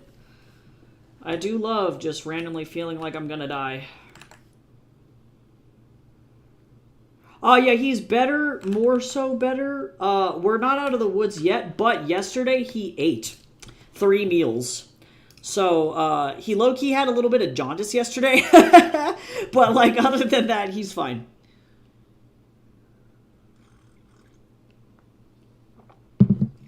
That got better today. So, could have been worse.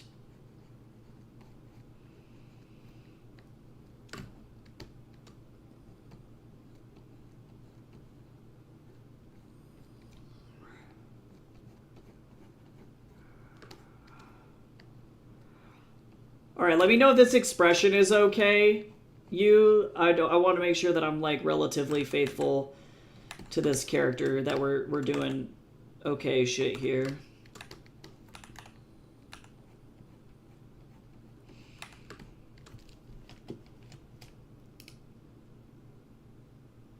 Three meals, woo! Yeah, no, for real. Actually, it was that was an achievement. Truly.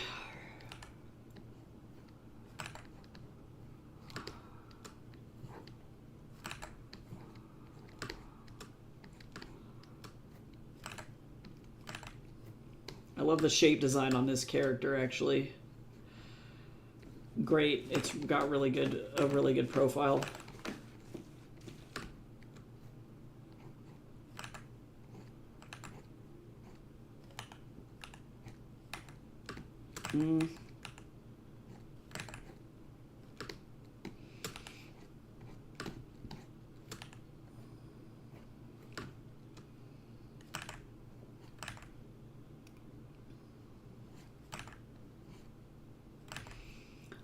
Actually.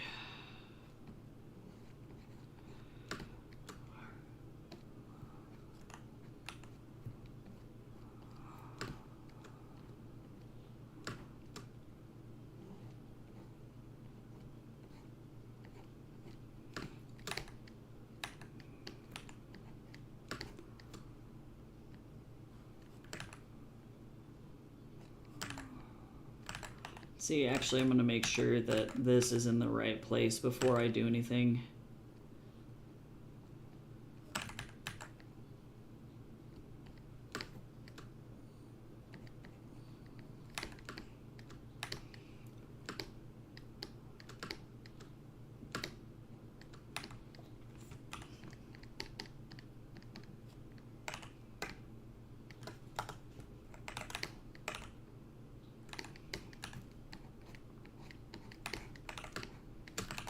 Okay, let me save this because I haven't saved anything yet.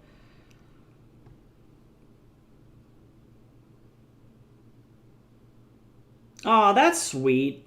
We love character growth.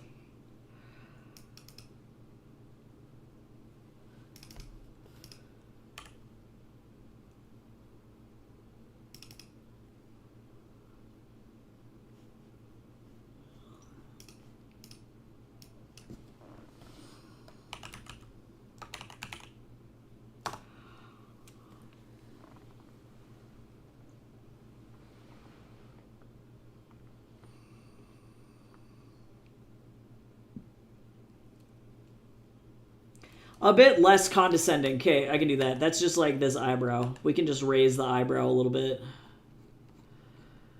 That's like, now this is just mild boredom.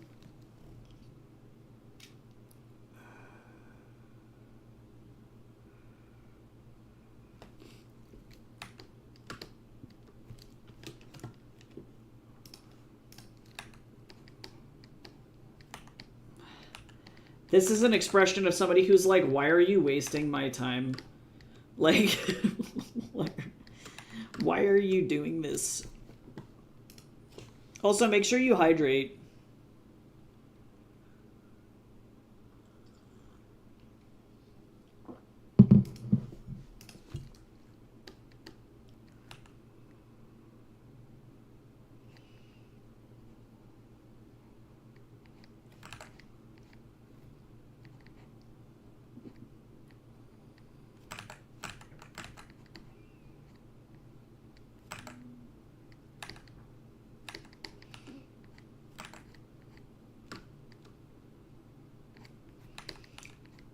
Boy, howdy, do I love drawing ruffles.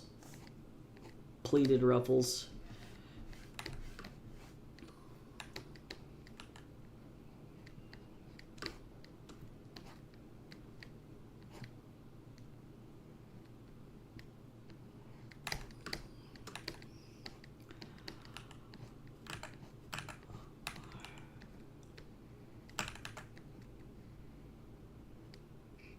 Yeah, this character's got really good character design from like a visual development standpoint. Like if we're talking like animated film, like it could fly in like a show. It would look good.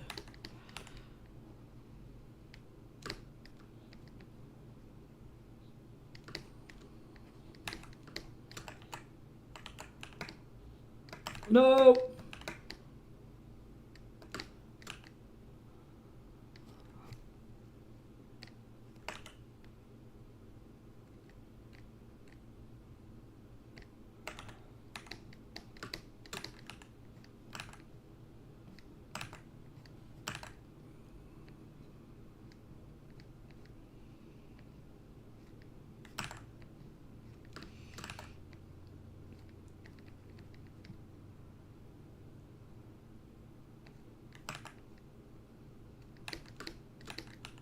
It's happening.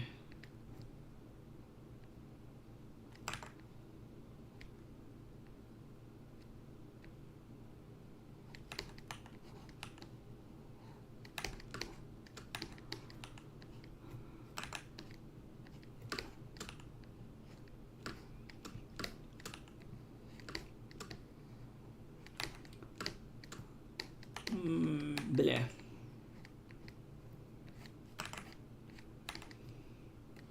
Look at that. We got that swoopy hair. Oh, wait, hold on. I know what I'm missing here.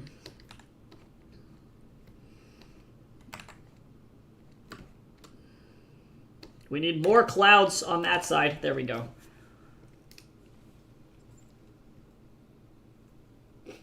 Not sure he should look so bored, though. Okay, so do you want the eyes to be open more?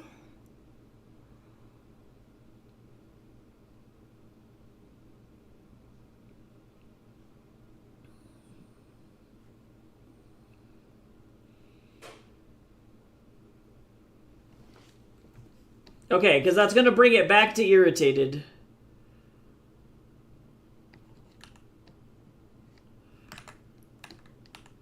I'm not, yeah, unfortunately I don't know the characters, so I don't know. Okay, is it yeesh? Yeesh? I can also turn up the corner of the mouth too for like more of a, like a snarky little snarkety snark. You know, so it's like more, it's more like I'm owning you verbally.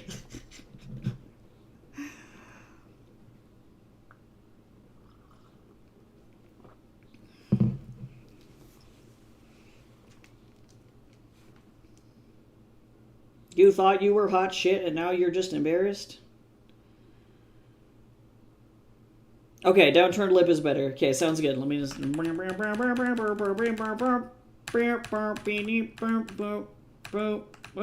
No! There we go. Excellent. Alright, so is this expression good as it stands? Before I go any further.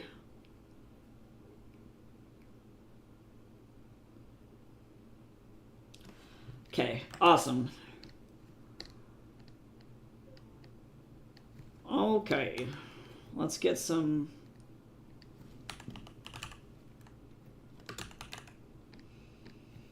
line work going. Hello?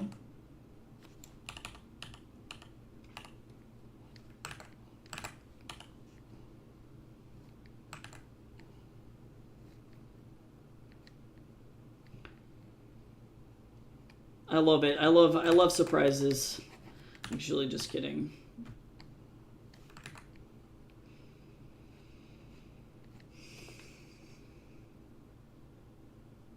Man, suddenly my body is not doing very good.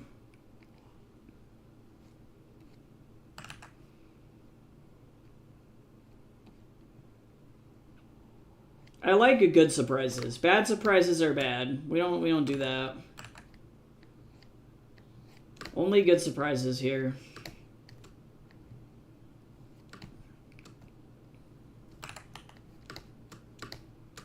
Hello, Photoshop, please.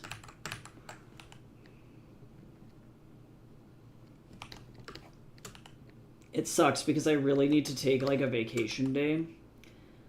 But as a contract worker, I cannot do that.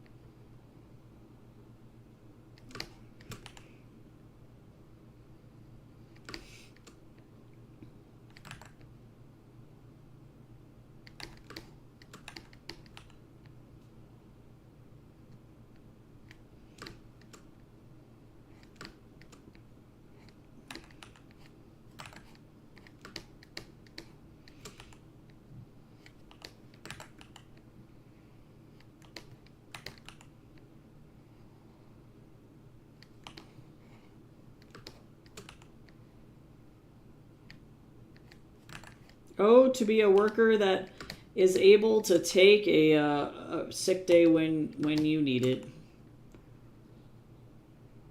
Must be nice. Would be crazy.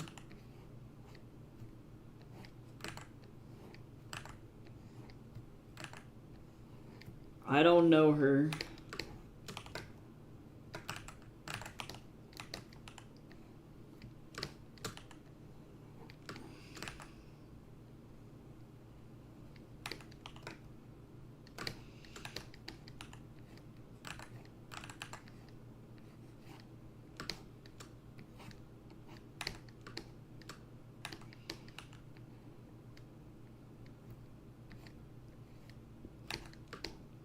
Mm-hmm.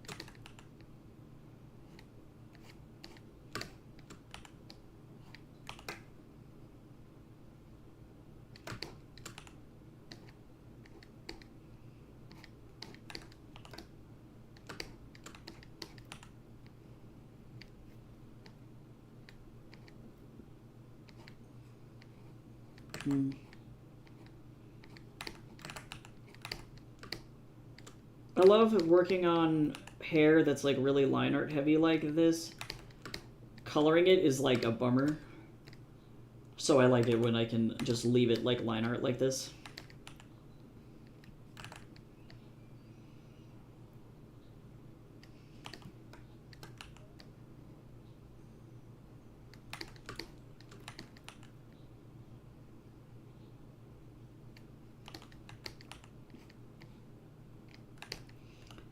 Oh, and then I can't forget the scar as well. That's important. I'm going to very gently put that in because I do not want it to be overkill.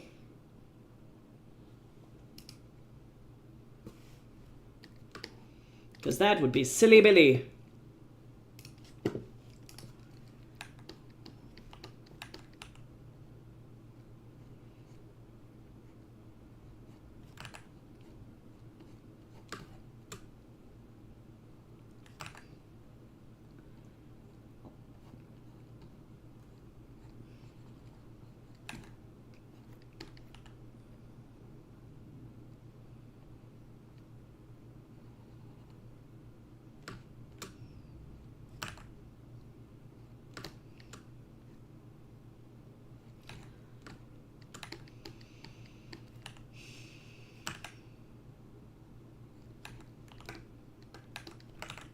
Flip. I forgot my little swoopy. There was a whole other swoopy.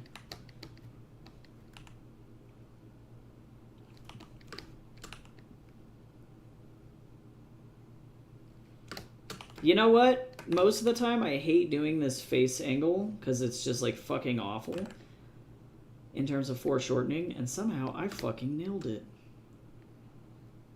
What a time to be alive.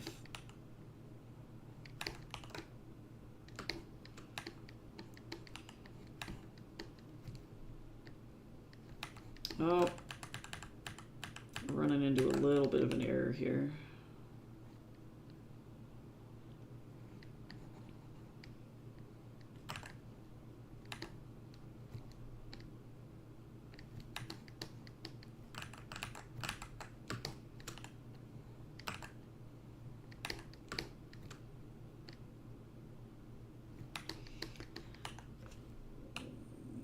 What am I doing here?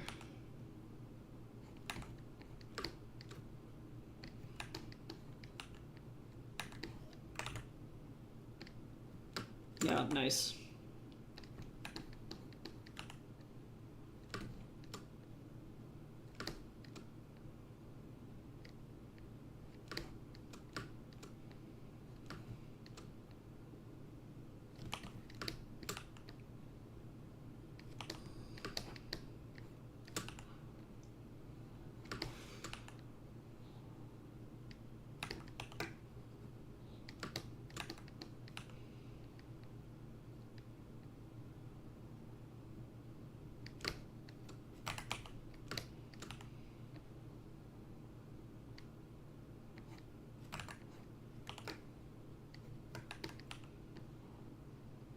Little fangy.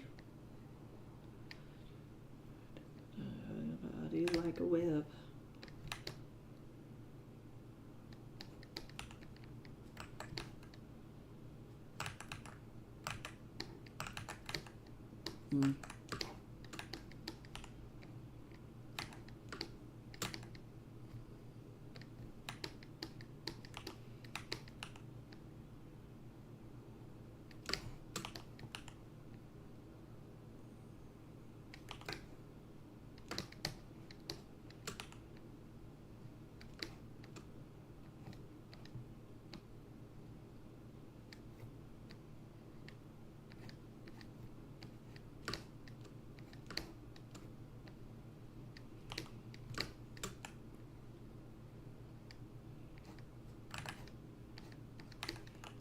This is always such a meditative process to me.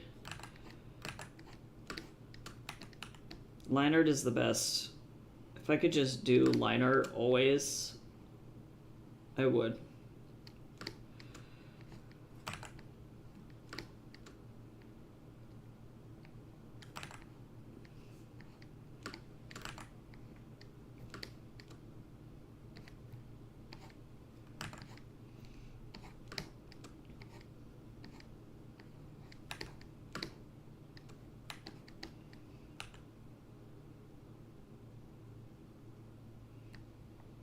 Yeah, I, for a long time, did the, like, lineless painterly style.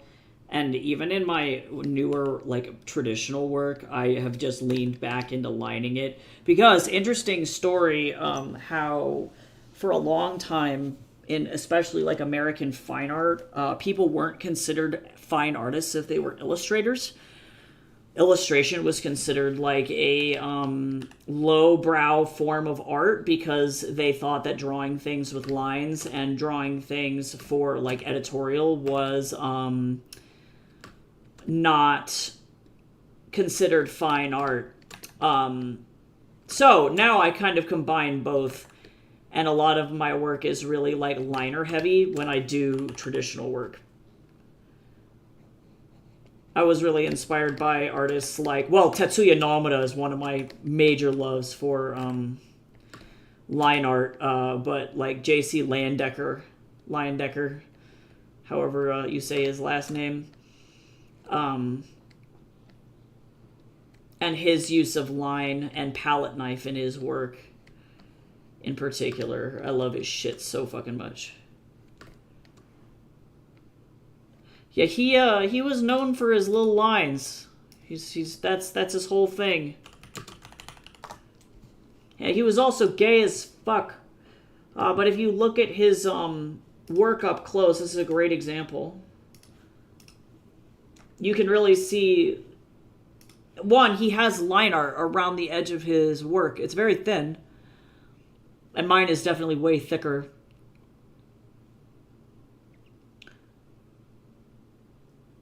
But I love this. But I love his use of palette knife here, scraping away layers of paint or laying down lines like that. So beautiful. And then his work too in the background as well with the palette knife is just fabulous. He was doing, I think, the Lautrec method. What is it called?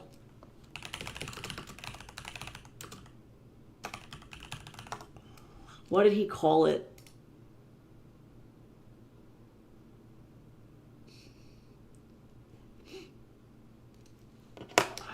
Let me see.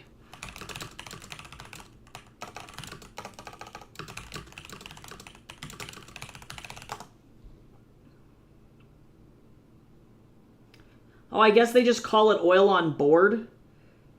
I feel like there was another fancier name for it, but Toulouse-Lautrec painted a lot of his fine art. This is like on cardboard. It's just straight up on cardboard.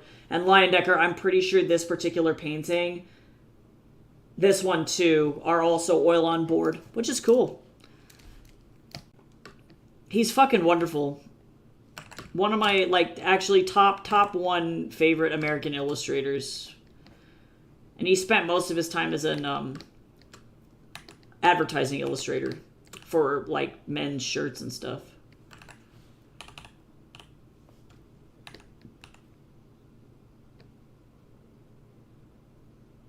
Yeah, finding community live drawing sessions fucking suck. But when you do find a good one, it's good. But yeah, if you can find them at like local art centers and shit, they're really useful. And plus, they're fun.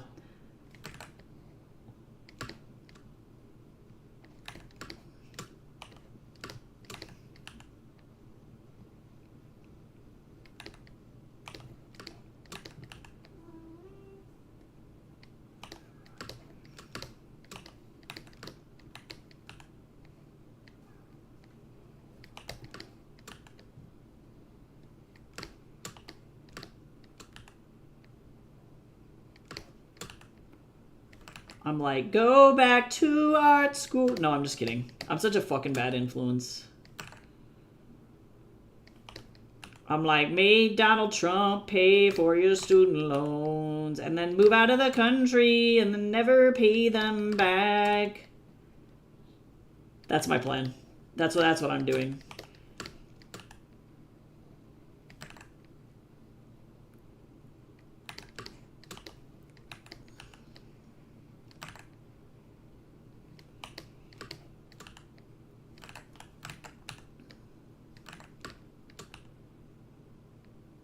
Oh no, that's cool. I don't give a shit. They can't stop me. I guess at this point, I actually can't take out any more student loans because I've taken out the max. But, so I guess in that regard, they can stop me, but I'm a little reckless and I skin my knees. But I'll believe. Wanna break free, I wanna break free. I technically could take out more private loans if I wanted to, but the interest rates on those tend to be kind of high-key fucking crazy. Okay, I'm very close to finishing this illustration, so I'm just going to go ahead and do it. Even though I'm going over a little bit on stream time, I also started late, though, so...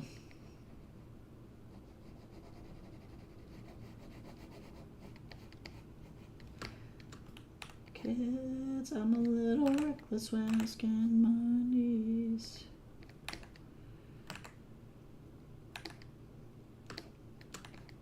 Okay, this is my favorite part.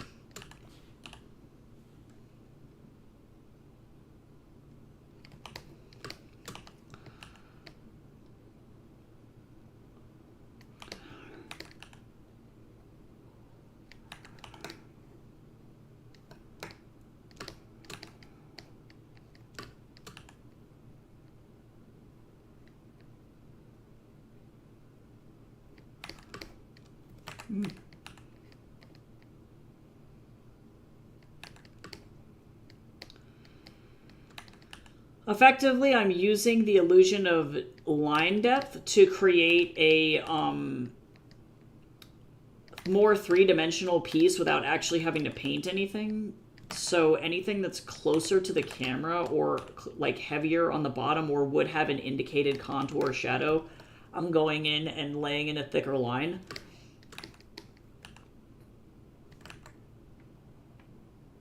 And it helps increase depth a little bit.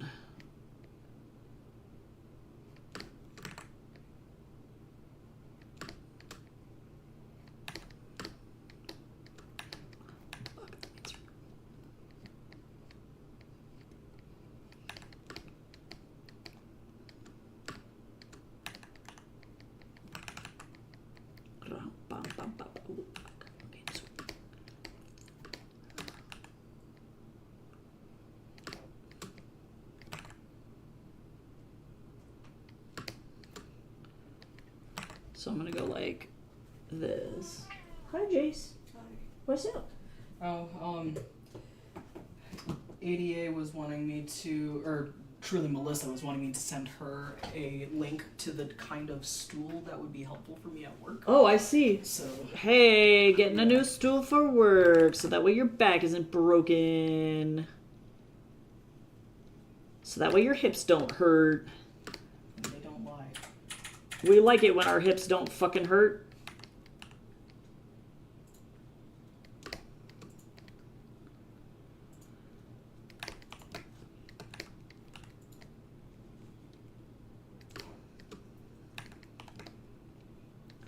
Yeah, and then honestly, we just leave the rest of this alone.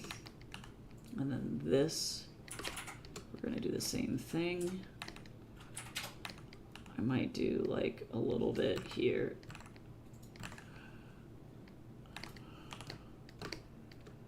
Just a little bit. Just a little bit.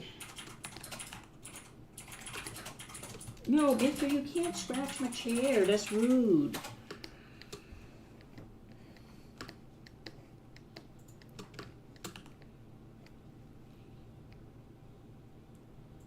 And then we're gonna go down here.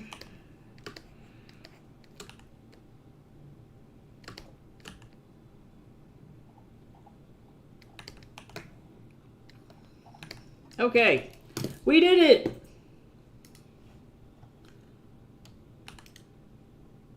Wow. I don't know why I just like activated Shy Guy mode. Alright, so let me save this bad boy out.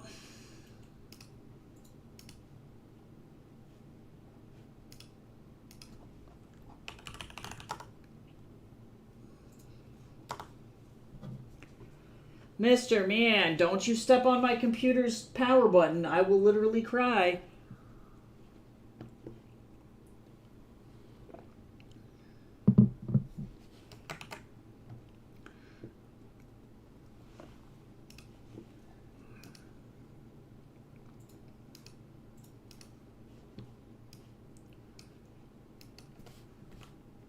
I have a mighty need to play Jack X.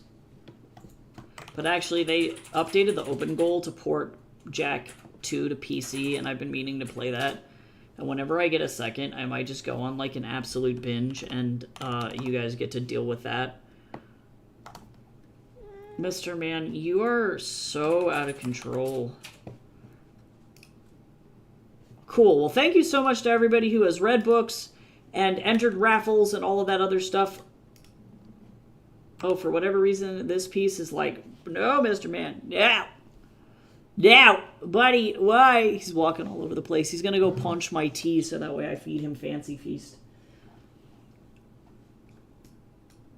Okay, so for whatever reason, this is having a heart attack. But thank you to everybody who always, like, yeah, supports my work, enters raffles, engages on social media, all of that good stuff. I really appreciate it a lot. Mr. Man, get away from my tea.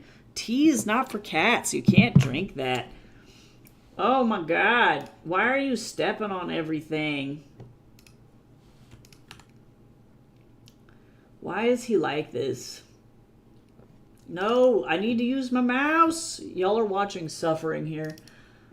Oh my god. I can't see everything. His butt is in the way. What is happening right now? Okay, let me glaze this. Okay, cool. Better question is, why aren't you paying attention? You know, he has gotten over it, I think. But yeah, the only other announcements that I have really is the same, pretty much same old, same old.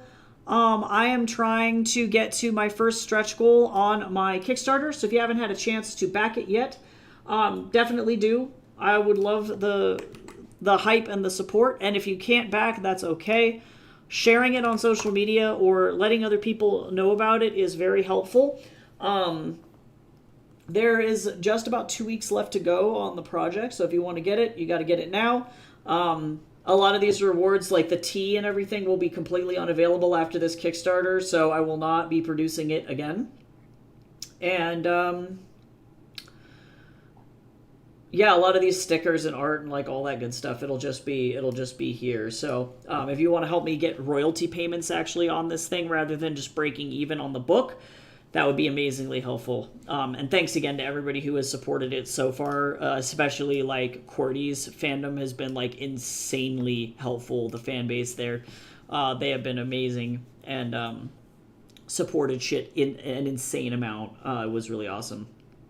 Otherwise, if you haven't signed up for the newsletter for Liminal House Press, it is alive. If you need book services and if you need any kind of editing, design, or Kickstarter help, I'm always here for that. That's what the business does now. So if you have any questions about that or how that works, they also take payment plans to like Klarna and things like that. So I'm almost ready to like set up major credit cards and things like that. But I believe you can use like payment plans via PayPal and stuff too. So really cool. So you don't have to pay for everything outright if you can't do that. And I also offer setting up custom payment plans via invoice too if those options don't work for you. So otherwise, that being said, I will say that my commissions are open for November because Tess stepped back. I do have 2 slots open, and that can be for editing, for book design, for Kickstarter management, for like any of the publishing services, as well as art commissions. So if you're looking to get art commissions, let me know. If you're looking to get the